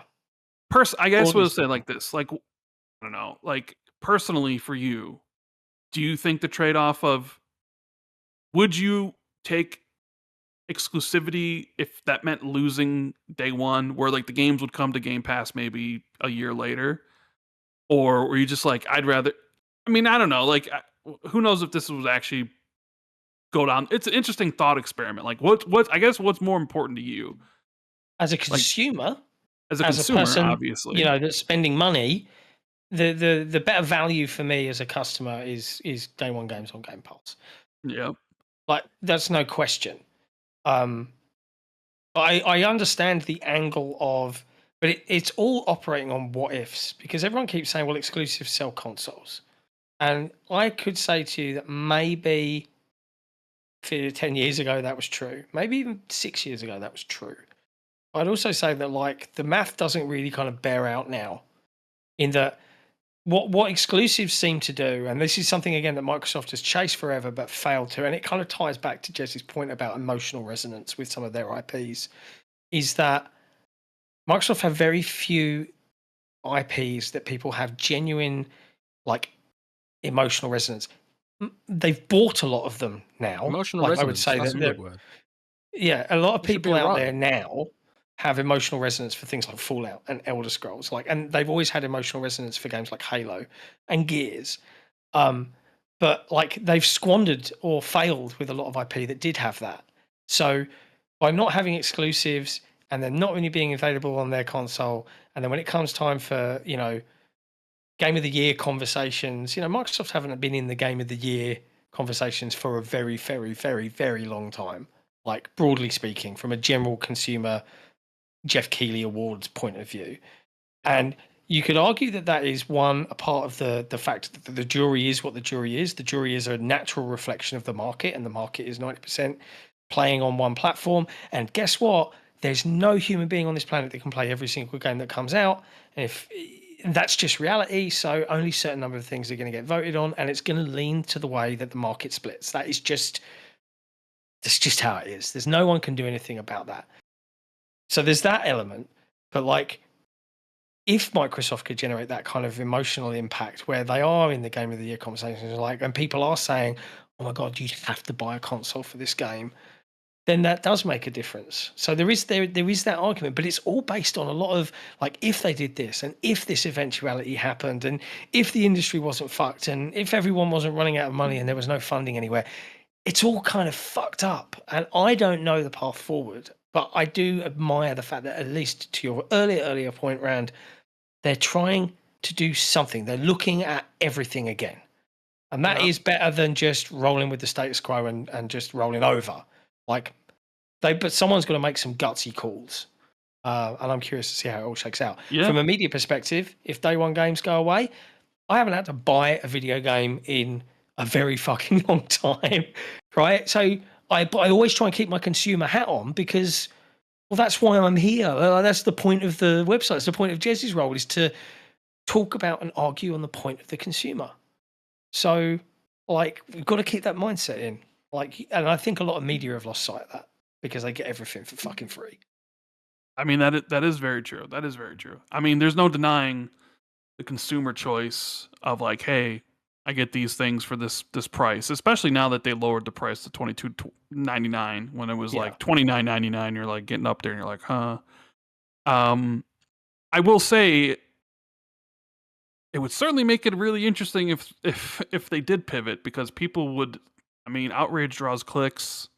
People would be, from like a content creator standpoint, potentially, it could, you know, you could get like, now, more clicks on your things or more viewers to your podcast, you know what I mean? Type stuff. I think if you're talking about them removing day one games, I think I've been muted. The explosion and the anger would be unbelievable from the general consumer. Yeah, I mean, potentially, or maybe the general consumer wouldn't care. Yeah, maybe. I don't know. Like, I think one of the things that I think we often overlook as podcasters and whatever is the fact that people buy consoles and potentially Xbox for different reasons. And I think like Xbox has kind of, in a way, fragmented its audience. 30 million people subscribe to Game Pass Ultimate, and that's across console and PC and whatever. And I think there is like a significant amount of people who don't buy or aren't in the ecosystem for Game Pass. They're in the ecosystem for other reasons. And I think as well, like, there's a significant amount of the audience who are on Xbox, probably not monetizing at all. They're just playing Fortnite and Roblox, not even paying for Xbox Live Gold and not buying any microtransactions or anything. There's a significant amount of people still doing that. There's a significant amount of people still on Xbox One who are just content to play Overwatch in perpetuity or Fortnite in perpetuity. There's a significant amount of people on PS4. Like, so one of the big issues that the industry has is that it's not really the cultural phenomenon. Gaming is not the cultural phenomenon or the cultural force that it used to be. And whereas, like, it's a shame. It is a shame, but it's also like it's become fragmented and fractured. Whereas, like, someone scrolling on YouTube, they are scrolling on YouTube. All the people scrolling on YouTube are doing so monetizing exactly the same way, which is via ads. It's a very sort of homogenous, simple business with one sort of revenue stream. Whereas Xbox has kind of like tried to figure out how to get pack more revenue streams into a very static console base. I think like Matthew Ball in his own analysis was talking about how like all the growth from the industry has come from trying to figure out ways to squeeze more juice out of the same 300 million users.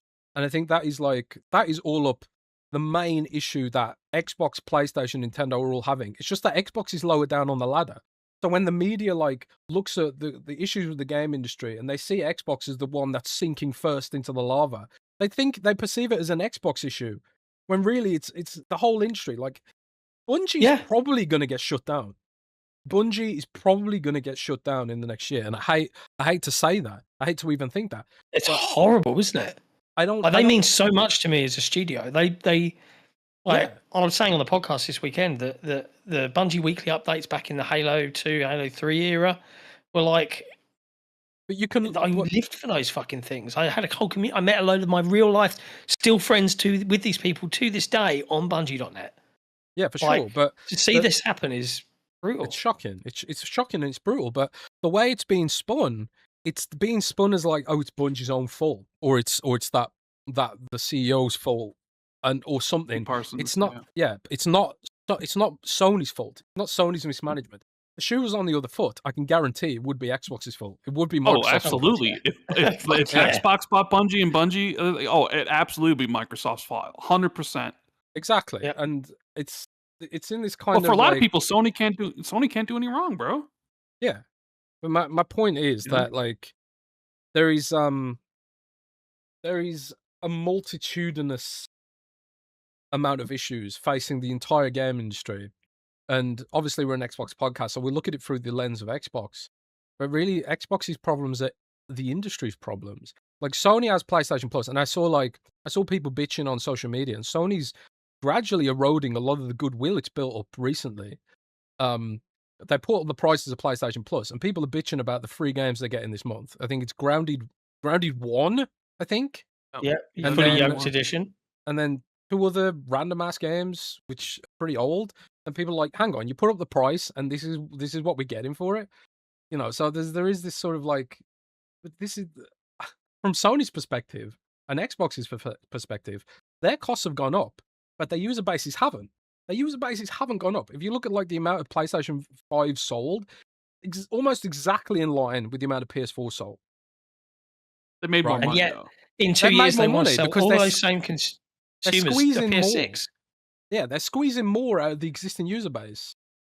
So, you know, and that's where, like, it bothers me that Microsoft wants to give its users away to other platforms, I guess.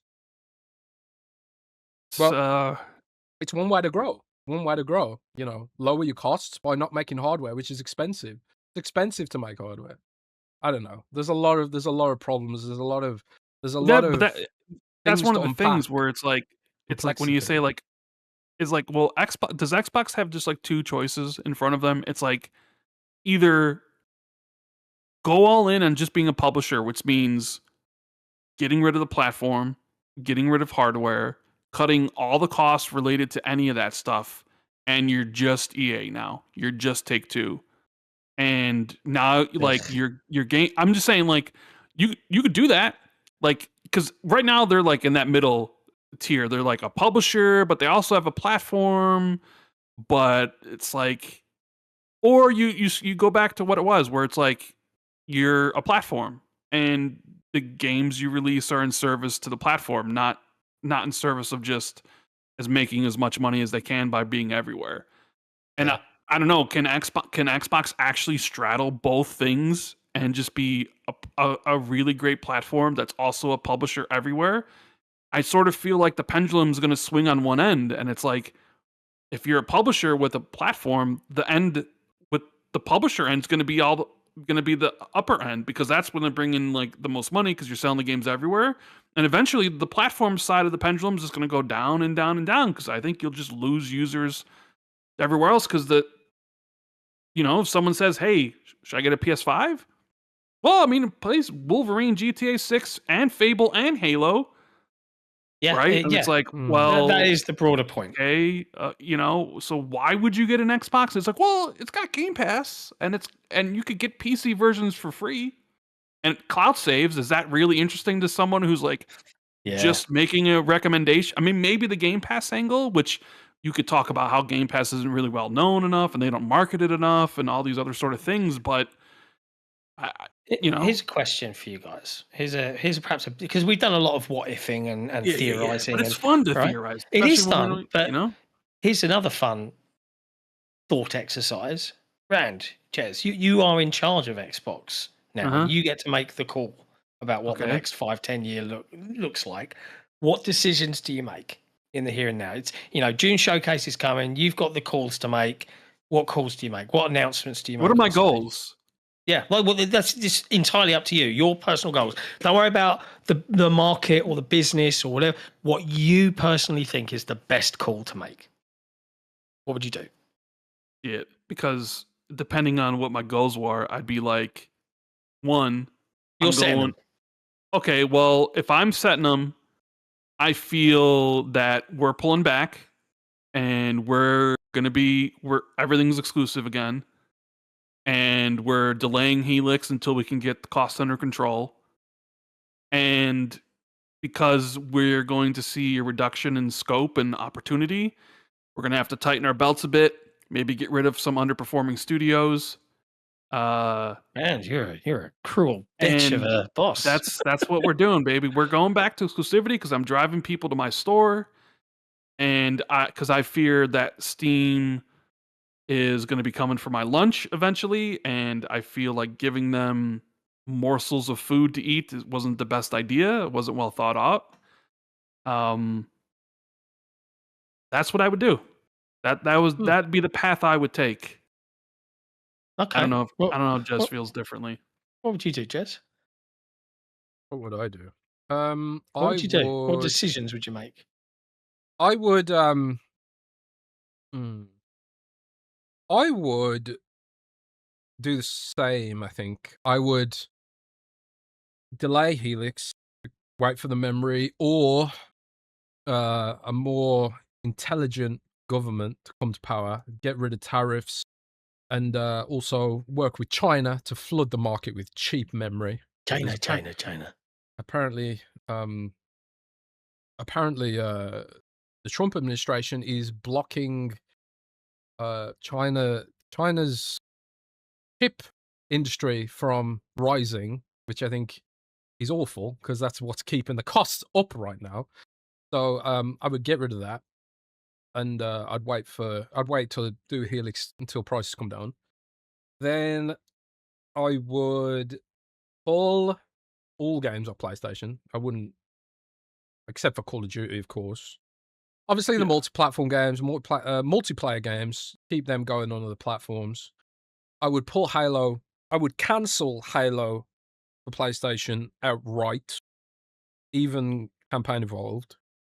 And I would invest more in Xbox PC with a view of eventually pulling everything off Steam, including Call of Duty. Like that, like down the line, like down the line. So the Xbox PC app eventually gets good enough that everything comes to battle. I think because apparently, like most people on PC play Call of Duty via BattleNet anyway. Correct. So, yeah.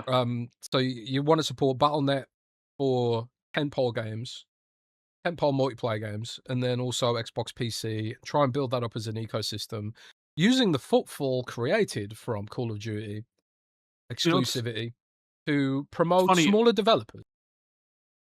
I would completely, for indie developers, no fee at all to ship a game on Xbox PC. Zero. I'd agree, Jez. I didn't say it, but I'd cancel the Halo port so it doesn't come. I'd cancel the Gears E-Day port if there was one. I'd let Fable go because I feel like it needs it to sort of amount of money being put into it. Plus, I'm not sure Fable is a big system. Unless I knew for sure Fable's like a guaranteed 9 Metacritic game, then I'd cancel that port. And hell, while we're at it, I might as well cancel the Forza Horizon 6 port. Interesting. But then again, like I said, what are my goals? What do the books look like? Would I get pushback? If I think like I said that this is my mentality. Like this is you as the CEO, not Asher, because I think like my view would be this is going to hurt in the short term, But in the long term, we're going to create a system, an ecosystem that has a very clear message. These are the games that are exclusive to our ecosystem. The bangers, Call of Duty, Forza, all that kind of stuff. There are plenty of people that have been posting on social media that they've repurchased an Xbox because they couldn't wait for the PlayStation version of Forza. Forza is a system seller. It is a system seller more than ever. Yeah. And you are sort of squandering the opportunity. Bowie 99, bro. Bowie Knife 99, whatever his name is. Mm-hmm. Internet superstar. Yeah. So I think and again, this is absolutely, this isn't about console wars or gatekeeping. This is about the fact that PlayStation and Steam are not reciprocal. If they were reciprocal, it'd be different. I want to live in a universe where anyone can play anything they want on any system they want. But we don't live in that universe. It feels like Xbox is held to a different standard. It's like, oh, Xbox is the bad guy if they try and have their own ecosystem. PlayStation and Steam, they're allowed to have a closed ecosystem, but Xbox isn't for some reason, And I, as an Xbox customer, want Xbox to still exist in 10 years. And I don't think Xbox still exists in 10 years unless it has exclusive content.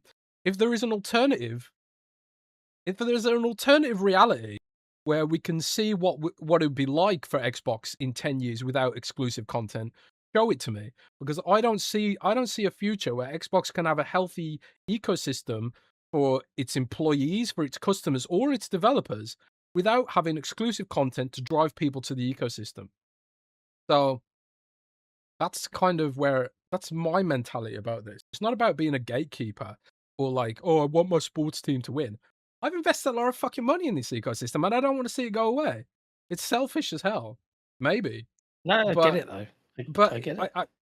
If the shoe was on the other foot, if it was like PlayStation guys or Nintendo guys, like, and they've invested the most into their ecosystems, I wouldn't expect them to want them to advocate for things which will hurt their ecosystems, Yeah.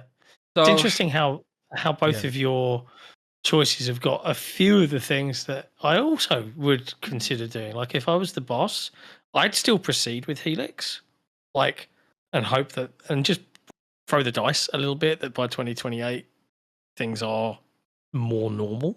That's what analysts say. 2028. Yeah, right. But I also think that now that these companies have had a taste of these prices, they won't drop it. It will drop a little, but it won't drop anywhere near to back where it was. And this is just the new reality. That's how I think it actually will play out. So they may as well just proceed because this is the world we live in now. But I also think that, I think a little bit more about Project Helix, about this, this potential OEM type partnership deal. And I would launch this new era of Xbox with, your de facto premium badass device from Microsoft themselves, and handheld ideally, but also OEM partnerships to take that hand-filled chip set and stick it into the back of TV manufacturers like LG and Samsung and have all of that stuff there. So rather than throw all of our software at competitors, I would broaden our hardware's availability and its flavor. It's still exclusive. Like, you still have to buy Xbox games, but you broaden the bread on which you can kind of spread the peanut butter, if that makes any sense. I don't even know what kind of analogy I'm trying to use. So now you've got, a variety of Xbox Helix hardware in everyday consumer devices. Hey, it just ships with it. Here's a controller. It just comes with your TV now. You want to get to the point where there's a fucking Xbox button on your TV remote and you press it. And I'm not talking about cloud. Like, yes, you can do cloud if you want to do cloud, but I'm talking about lower powered native hardware in the back of a television set. Because why not? 80-90% of game purchases are digital now. Bosh, you want to sell more Xboxes? Give people multiple choices of what an Xbox actually is. I think is cool. I've got no problems with that. But yeah, on the exclusive software front, I think that you are right to a degree that the ecosystem would benefit. But as I've always said, is then I look and I sit and I worry about what happens to the studios. But hey, I'm the CEO, so I get to just make the emotional call, right? Fuck reason or logic. This is what's happening, people, and then see where it all lands. But I think anybody thinking or hoping that the June showcase they'll announce that they're cancelling Halo or Fable or Forza Horizon 6 or Gears E-Day for PlayStation 5. Well, Gears E-Day hasn't been announced yet, so they don't have to. They don't want to. But it's fucking coming, isn't it? I mean, I would agree it's coming, but then again, at the same time, I would have said Forza Horizon 6 would have been day one, and it's not. Yeah, so, but like it's equally, like there was a part of me that was like, maybe they haven't announced it because now all those PlayStation games have had a taste of Forza Horizon 5, and they're like, fuck, I want to play 6. Shit, it's only on Xbox, so maybe they'll go out and buy a fucking Xbox. But, you mentioned the whole thing of is it enough? And you see what Forza Horizon 6 did in the weekend, where like Lean Analytics had them making $300 million in revenue in like a weekend or whatever it was, and it's like, is that really not enough? I know that kind of goes to your earlier point to being like, is PC and Xbox not enough for you? Yeah. And it's like pressing, isn't it? Yeah, and it's like, do you really sabotage like your whole ecosystem you've built for years just to be like, we want to sell an extra 4 million copies on Play? Like, because let's be honest here, like Xbox released how many games on PlayStation? 6 or so, I think. Now there's maybe like 3 of them that did really well. Most of them really didn't. Horizon 5, I think. Did Indie do okay? I mean, I think Indie did okay, but I wouldn't say it was. And Doom Dark Ages did not, for whatever reason, at all. I hear that Doom just didn't perform very well at all. I mean, remember when those Lean Analytics came out their numbers, and take a grain of salt, whatever. But it was like, is this? Are we really doing this over just this amount of money? Is this? Like, I don't know. It just seems like it just seems like it was like, you really gave it all up for just that? And it's not like every game is going to be that way either, right? Like, yeah. I do think there is a sense of right now Xbox games on PlayStation are a novelty, but eventually they won't be. And then just any other game on the store. And guess what? They have to be good. They have to be marketed correctly. And sometimes, Xbox games have been a lot better recently than, say, last generation. But Xbox marketing, depending on the game, can be pretty spotty at best. And it's like, okay. I mean, that's a whole broader conversation. Like, I get really annoyed at the way that Xbox are so North America centric. So, like, too North America centric. It drives me insane at how overlooked, to their detriment now, Europe, UK, and the rest of the fucking world is. But yeah. And I sit there and I wonder what Forza Horizon 5 would have done on the Switch too. Like, I wonder what Sea of Thieves. I still am shocked that it's taken them this long. I know like the dev kits were a problem for Xbox game. I mean, shit. I don't think they've even announced any Xbox Game Studios games for Switch 2. They're just Bethesda and Activision games, right? It's just like Indie and Doom and like Tony Hawk and the Call of Duty stuff. Like, hell, there's no Minecraft Switch 2 version yet. And Minecraft is treated like a first party thing. So it's like, what's up with that? I don't know, man. Like, it's definitely super interesting times for Xbox in general. With the showcase that, I mean, John, I guess, what do you expect to see at the showcase? What games are on your radar? I know you're going to be there. Jez is going to be there. I think the whole Day One crew's trying to be there. I mean, maybe not Special Nick. You don't need him to be at the show. I mean, are you going to be there? No, of course not. Why not? Come and hang out with the community, Rand. Come on. You will never see me. You will never see me at those things. I will never go to that one of those. Also, and I have to ask this before I forget it. Cool for it. Why aren't you the man with 2 million at this point? Because it's been a while. You broke 1 million, like what? Fucking sure. I mean, bro, I could be the man with 4 million if I wanted to be, based on how the indie gamer score slop scene is on Xbox at that point. But at that point, who gives a shit? Like, I'm not going to play games designed literally to just give you 5,000 gamer score in 5 minutes and then buy the same game on Windows PC and then Xbox One version simply to pump my gamer score up. Sorry. It's weird, isn't it? Not doing it. I'm glad. I'm glad for you. I stopped when all that super easy stuff started, I stopped it. I stopped. Because there was, at some point, there was that dopamine rush, sure, of like getting an achievement, but I did feel like, this is cool. I feel great for completing this or whatever. And then when like a game would come out and it was like 20 minutes, that feeling of accomplishment, for lack of a better word, was completely gone. I didn't feel anything anymore, and I didn't want. Like, I loved getting a new game from GameFly and like playing the game and getting the achievements and then doing the next game, and it was all just like, wow, this is the greatest thing ever. I love video games because that's how I played on my Nintendo and my Genesis and stuff. Like, I just get all these games and play them, and then GameFly came, and I GameFly before the 360 came out. I was getting games for my PS2 and my Xbox and just burning through games, and then it was like, oh my god, gamer score. Oh, this is awesome. And I don't, yeah, I mean, you could make fun of me, and I played Barbie, and I played My Horse and Me Too, and shit like that. But I mean, you had to do that in that time frame because that's all the games that were out, and like everybody was going to do it, and it was like, I want to be, top of the leaderboard type shit, and even still, like those games, like were short. Those were considered short baby games, and they were 5 hours long or 6 hours long. Nowadays, you got these companies making this garbage indie slop that are designed to give you can get all the achievements in 10 minutes, and then they abuse the Xbox achievement policies to pump it up to 5,000 points, and then they abuse the store policies to release a Windows version and sometimes an Xbox One version, so you can have 3 versions of the same game and get 15,000 points in 30 minutes. It's a fucking joke. Damn. Okay, yeah, you're right. It is. A fucking joke. And I'm sorry I asked that question. Tell us at least Sony actually, I don't know if you saw, but they've actually delisted 1,000 like indie flop games, like literally that were designed just to get trophies. They literally delisted 1,000 of them. But this is like, because it just. This is kind of like, this is kind of the dilemma that Xbox has with PC, because obviously Steam has achievements, but nobody really cares about Steam achievements.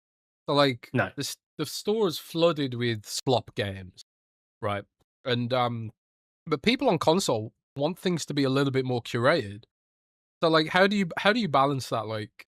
Like giving developers free access where games don't have to be approved, they don't have to go through expensive approval processes and have their game sent back and then redevelop things, because every week you add to not shipping the game is added cost. And Microsoft and Sony and Nintendo, they can add months to the amount of extra work you have to do to get a game ready for certification, whereas like Epic Games and Steam are just like, whatever, ship whatever you want through our system, we don't give a fuck, as long as you're not like shipping malware or something. You can pretty much publish whatever you want on Steam, right? So how do you balance that? Because like, one of the reasons why Steam is doing so well right now is because of these games that have shipped very rapidly to the platform with very, very minimal oversight from Steam and very minimal approval processes. And we get this shotgun approach where maybe like for every like 100 or maybe even 1,000 games, you get an absolute viral banger, which blows up and once again brings more people back to Steam. Is Xbox not too overly curated, which prevents these viral hits from hitting the platform in the first place? Or maybe they hit the platform like when they're no longer viral. Is our instant gratification culture more aligned with the lack of oversight that Steam has over Xbox and PlayStation and Nintendo?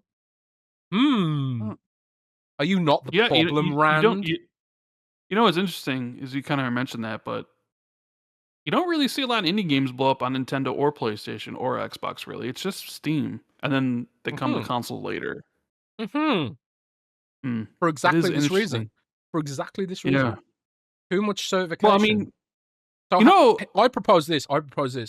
Maybe the only part that gets certification is the achievements. So so Microsoft's like, okay, we'll let your game in, but we're going to check if your achievements are good enough or like hard enough or whatever. I don't know. Part of me just thinks, just let the slop through, to be honest, because achievement points are just fake numbers anyway. You know, the biggest users on Reddit All they do is just but those indie slop gamer score platinum games aren't the games blowing up on Steam though. No, but they do exist on Steam. No, they do exist on Steam, but they're not the ones blowing up and being huge though. No, true. So I mean, we don't know though, because those games never come to Xbox because of the certification processes. And it's kind of funny because the certification processes, the certification processes are still letting through like these super low budget games where like the developers are just like, whatever, we're not even going to bother to try here. Whereas the developers who actually like want to, spend a bit of money on their stuff, they decide it's too complicated to bother. It's a weird paradox. Here's a paradox, I guess. These people, if Xbox just put like if you know what Xbox should just do? You know what they should do? PlayStation do say there should just be a button on the store that just gives you 1,000 gamer score or platinum, and you can exchange $5 for it, because that's what those games are. So why go through the middleman? Why not just take the money yourself? Seriously, I'm not even really joking, because they're not playing the game, because the games are garbage. They're like 20 minutes long, you get all the points in it. You're essentially just buying gamer score at that point. So why not just be like, oh, you want a platinum? Someone could say $5. Go. We don't have to pay 30.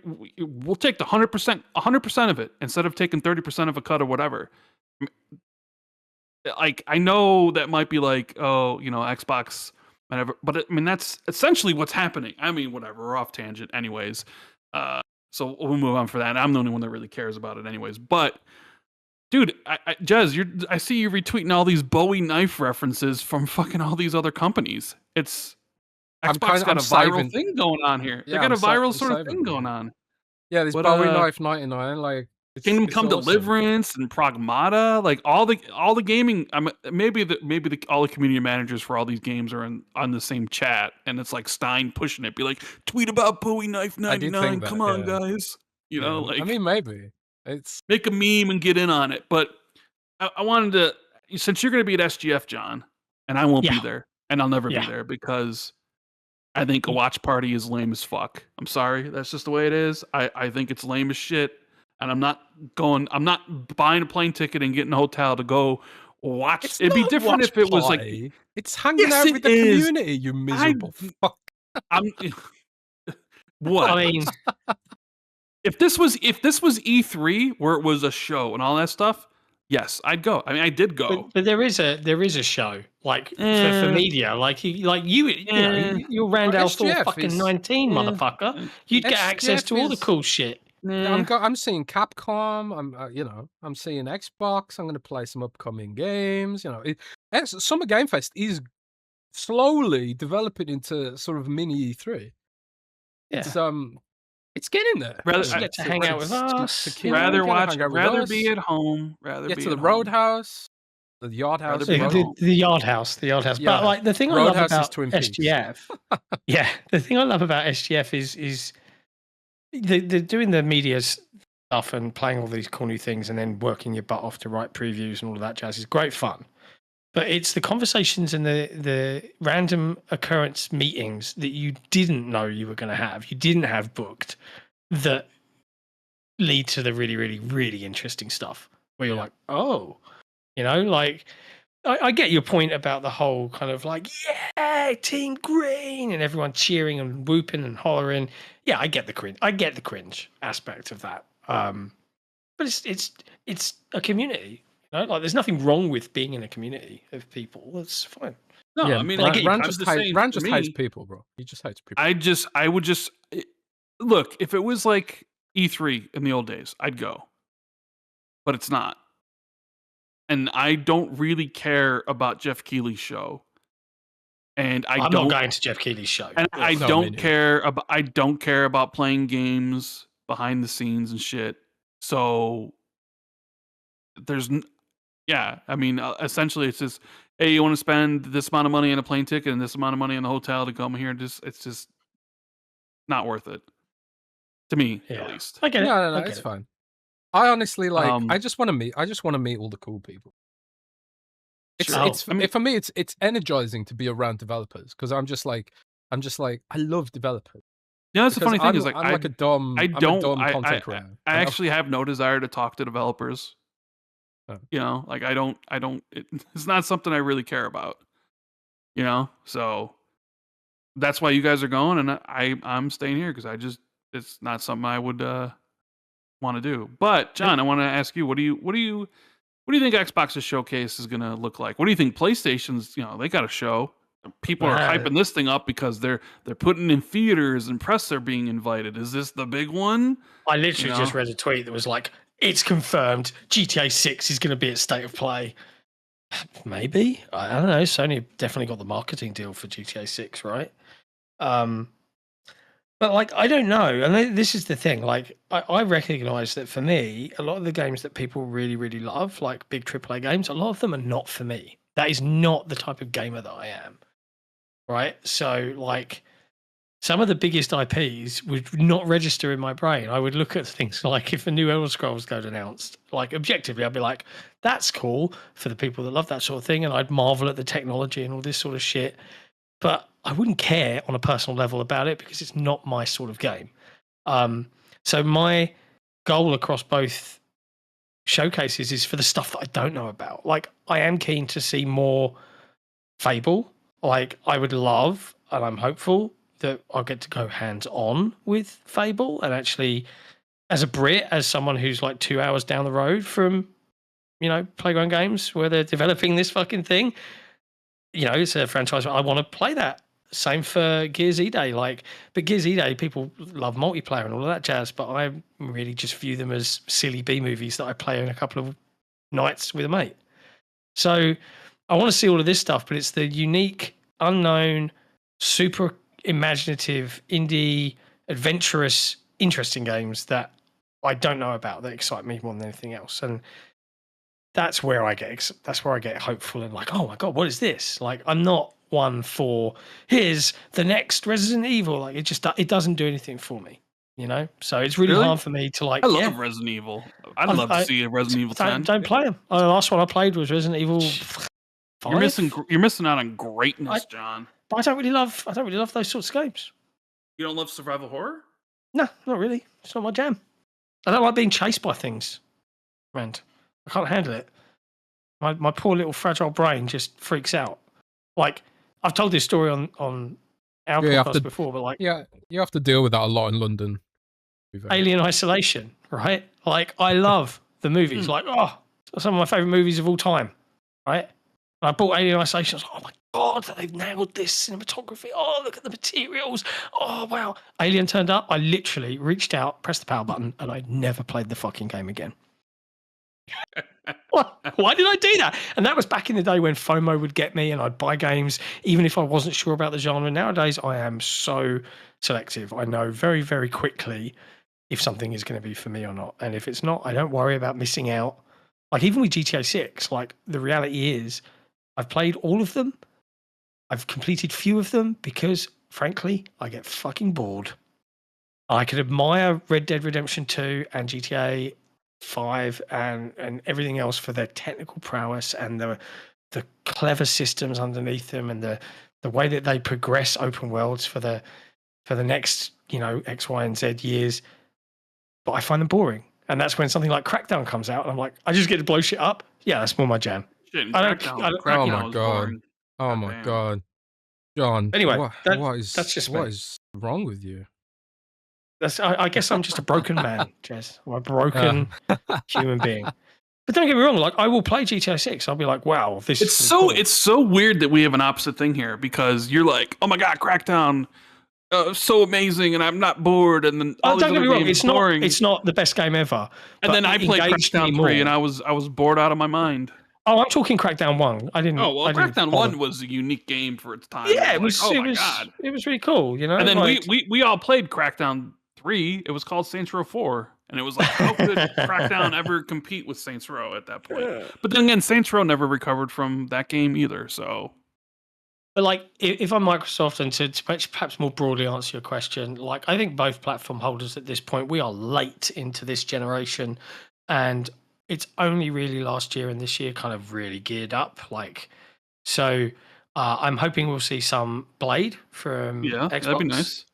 I would hope to see some revivals of some classic IP. Like I think an easy win is what Microsoft should be fucking green lighting right now. Like, and what would be an easy win?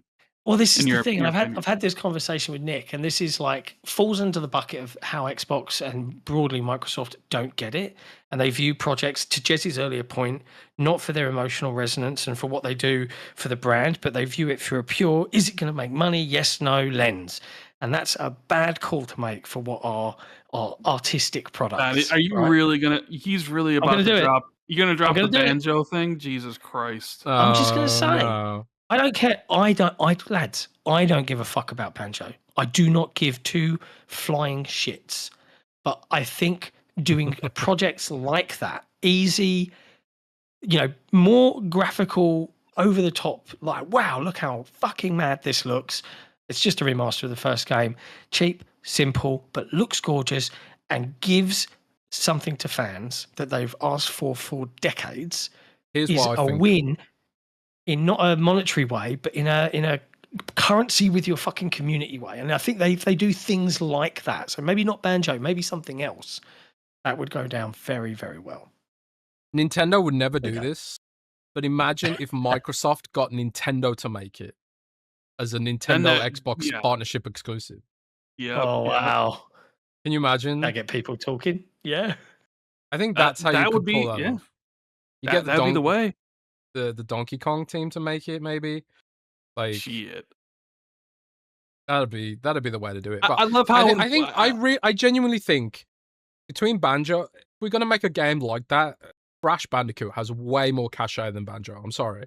You're gonna greenlight a game like that. It's probably got to be Crash. Skylanders have more cachet than fucking Banjo. Yeah. So if you're gonna do that, why not do Skylanders, John? Huh? I'm sure Banjo John could say, well, why not do it all in Skylanders? Put Banjo in Skylanders. Yeah, Banjo in Skylanders. But yeah, I mean, Banjo is an easy win. But the thing is, like, at this point, though, would you be okay if it was just a logo, John, and the game was still years away? I mean, haven't we been down this path of like logo announcements and CGI stuff where it takes? I mean, fuck, Fable's not even out yet. Trailer came out in 2020. Or State of Decay 3, not even out yet. And from what we read, that Infected Deer is not even in the game. It was never, like, they didn't even know what the game was when that trailer came out. Perfect Dark canceled. Like, are we really being like, just announce a game with the logo and just hope that, it actually releases of high quality? I mean, haven't we learned our lesson by now, John? I mean, do we remember Phantom Dust? Like, do we have to keep teaching you this?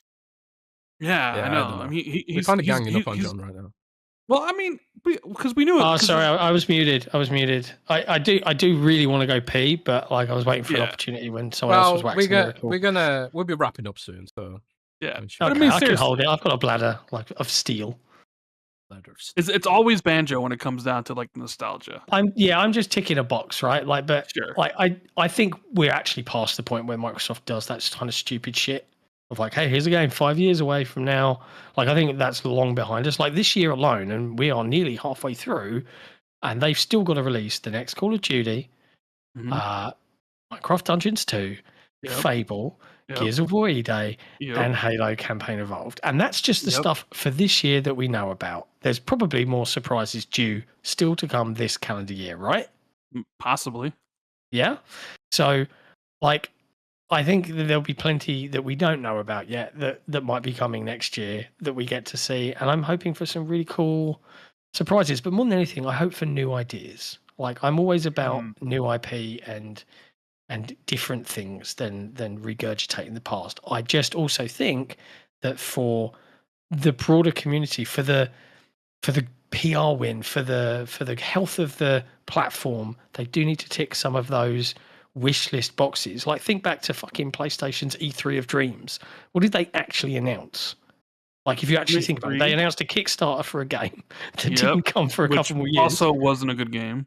which also was good. But was it The Last Guardian? Right, The Last Guardian finally actually coming out, and it was Final Fantasy VII Remake, which didn't come out for 4 years after that. Right, but what did that like? Everyone was talking about that E3, even though absolutely. When you talk about it in that was also shit. was that the one that also had the God of War reveal? Maybe I wanted to. It was E3 of Dreams. It was E3 2015, right? Yeah, I think so. Yeah, 2016 was 2018. Yeah, so it was 2015. But like that's my point, is that Microsoft need to not always just worry about the ROI. Like, oh, is this game going to make enough money? Sometimes you just have to fund a project because it has to exist, rather than that it needs to, or that it is going to make you cash. Like it's just there to tick a different kind of box that Microsoft, I don't think, actually really knows exists, which is unfortunate to say the least. Well, one thing we've got to remember with the upcoming showcase is any projects that get announced, they will have been greenlit under Phil. So I don't want to see anyone out here saying like, oh God, look at the great E3 that Ashen made. This is Phil's E3, man. These are Phil's projects. These are Phil and Matt's projects. Yeah. I'm kind of, I don't like the Phil, the Asher washing or the Phil washing. Which one would it be? The Asher washing. The Phil washing, because he's being written out essentially. Is the pariah now? He's like he's a sort of like all the baggage. He's been blamed for a lot. Yeah, the baggage has gone onto Phil, and it's like Phil's a big boy. Anything cool that gets announced at E3, I want that put on Phil's name. Hey, Phil's a big boy. You got to pay a lot of money to run Xbox on. He'll be good. Yeah. I think he's going to be just skiing and chilling out and having a nice time. Phil doesn't ski. He snowboards. Phil snowboards. He doesn't ski. He'll be playing Diablo 4, clicking those buttons to his heart's content. He'll be playing Destiny 2. Oh, yeah. Too soon. You know, man. John, I didn't mention this, but you're talking to a marathon lover here. I got 370 hours in marathon. Yeah, man. You said that it was probably going to gel with you, right? Like, good for you, mate. Well, I wasn't sure because but once we loved Arc Raiders, and I actually have more time in Arc Raiders. I was like, I guess maybe extraction shooters are my thing. But question: when the reset happens in like a week and you've lost everything you've worked on, are you just going to be jumping back in for another 300 hours?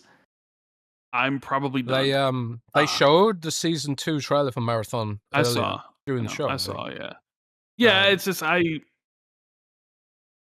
Arc Raiders, the wipes were optional, and I never did it.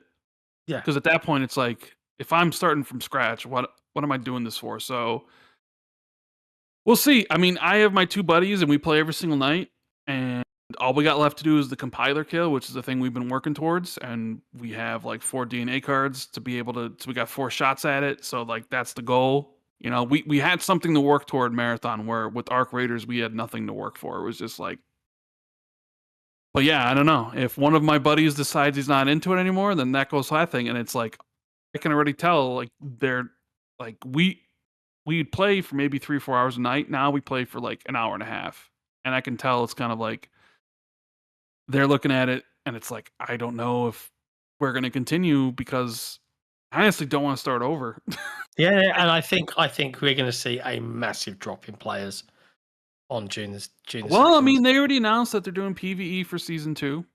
So we'll see how that goes. But it's like the Jez's point earlier, I'm not sure Bungie survives this. I don't know why Destiny 3 wasn't greenlit and why it's not in production. And yet this industry will lambast Sony for maybe 24 to 48 hours, and then we'll all move on. Yeah, but then when they get shut down, it'll be like, holy shit. It's like, it's the same thing. It's like, who thought it was a good idea to have Bluepoint make a live service God of War game? Shut them down. Like, some of these decisions are just ridiculous. Yep. And I mean, Bungie at one point was my favorite studio. Yeah, I can tell. And then they made Destiny, and I just didn't give a shit about them anymore. Yeah, I bounced off Destiny hard, man. It was hard for me because a bunch of my mates were like, "Yeah," and I was like, "Guys, this sucks." And then that was it. My love for Bungie waned. Like, I still have a lot of fondness for them, but it's bad times overall. Yeah. But yeah, I think I don't know. We almost went 3 hours here. It was almost a regular ass podcast. Yeah. So, thanks so much, John, for your time. John, no worries, lads. Yeah, man. Let the fine people know where they can find you and all the juicy day one content on the interwebs. The day one. Happily. So you can find all of the good stuff over at Playday.1. We have our membership program if people are interested in such things and want to support an independent media publication that literally does do everything by the seat of our pants.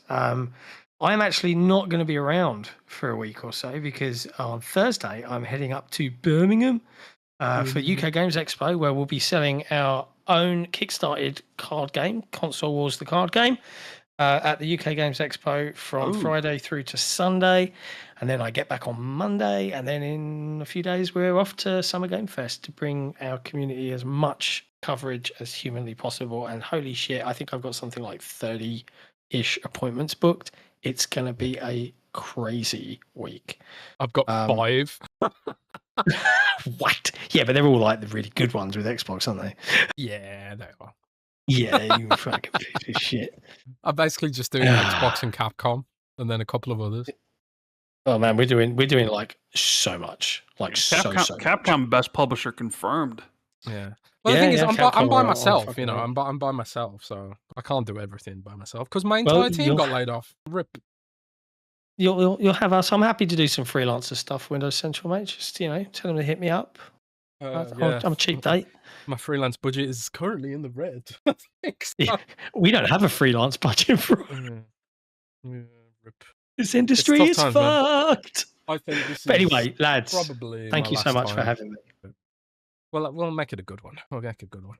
So you got to make sure you got to be free on the 5th, during the 5th evening, to go to the Yard House with the peeps, right? Yeah. What, the last evening of SGF? What, the Tuesday? I think it's the Thursday. The Monday? Monday. 5th is a Friday. 5th is a Friday, yeah. Oh, okay. That's not the last. That's not the 5th day. You mean the 5th, as in the 5th? I thought you were during the 5th day. Yeah, during the 5th. Oh, okay. Yeah. We'll be around. Like we're pretty booked up, but there's 4 of us. So myself, Kat, Ursula, and Jesse are all going and heading down there. Awesome. So yeah, we'll be around for the Yard House shenanigans. Yeah, awesome. It'll be good. It'll be good times. Yeah. But thank you both for having me on. I always enjoy actually being able to be in the same podcast audio room with Randall Thor. Oh, it's always a good time. We haven't talked in years. We are not the same person. Years. We are not the same person. No. But go read the Talisman, Rand. Talisman. The Talisman. The Stephen King book. Yeah, Stephen King. I have my favorite book of all time. You know. I saw an Instagram reel about that the other day. Random. You know the sequel's coming out in October. Yes. Right? I am like mind blown because it got a sequel like 20 years later with Black House. So like Black House came out. And I love that. But this one, because Peter Straub died, there's this co-written between him and King. Yep. So what's this one called? There Are Other Worlds Than These, I think. Something like that, yeah. So it's all linked to the Dark Tower. I actually was planning to read Talisman in August, Black House in September, so I can be ready for the book in October. Fuck yeah. Do you know the Duffer Brothers, the guys who wrote Stranger Things, were going to do a Talisman TV show, but they got cancelled? And I'm so sad. Because they left Netflix. Right. Sorry, tangent. Wrap. Did you know Talisman is tangentially related to the Dark Tower? Yes, it is. Mm-hmm. I haven't read either of those, but anyways, definitely check out Playday.1. No, we call ourselves Day One. The URL's Day1. Yeah. Just Day One. Can't you just get day1.com? That's so much easier. But no. Otherwise, I would probably cost you like £1 million, but yeah, one day when I'm a millionaire. One day maybe. But yeah, check them out in the description. All the links are there. If you're listening on Patreon, thanks so much for your support. We love you guys. If you're listening later on Spotify or YouTube, we also love you too. Patreon, if you didn't know, cut the cost of Patreon by up to 30% across every tier. So if you want to jump on Patreon now, now's a good time. And also, new members currently get 50% off. We do shows like this with the community and other behind the scenes stuff. There's going to be a lot of behind the scenes from Summer Game Fest over the next couple of weeks. I'm going out there. Rand is not, so Rand will be holding down the fort for Xbox 2 in the interim. Me and Rand are going to do our prediction show soon. Oh, actually, I think our prediction show will probably go out before this goes public. So, yeah. So, yeah, probably. We'll be probably doing it this Friday because there's only two shows left until thing. That is true. So if you listen to this on Spotify and YouTube, we've already done our prediction show. But if you listen to this on Patreon, we're doing our prediction show this Friday. But in any case, thanks so much for joining us, John, and thanks Rand as well for taking time away from your millionaire lifestyle to join us. And we are getting out of here. Have a great week. See you all guys next time. Keep it gaming, Rand says. Keep it gaming.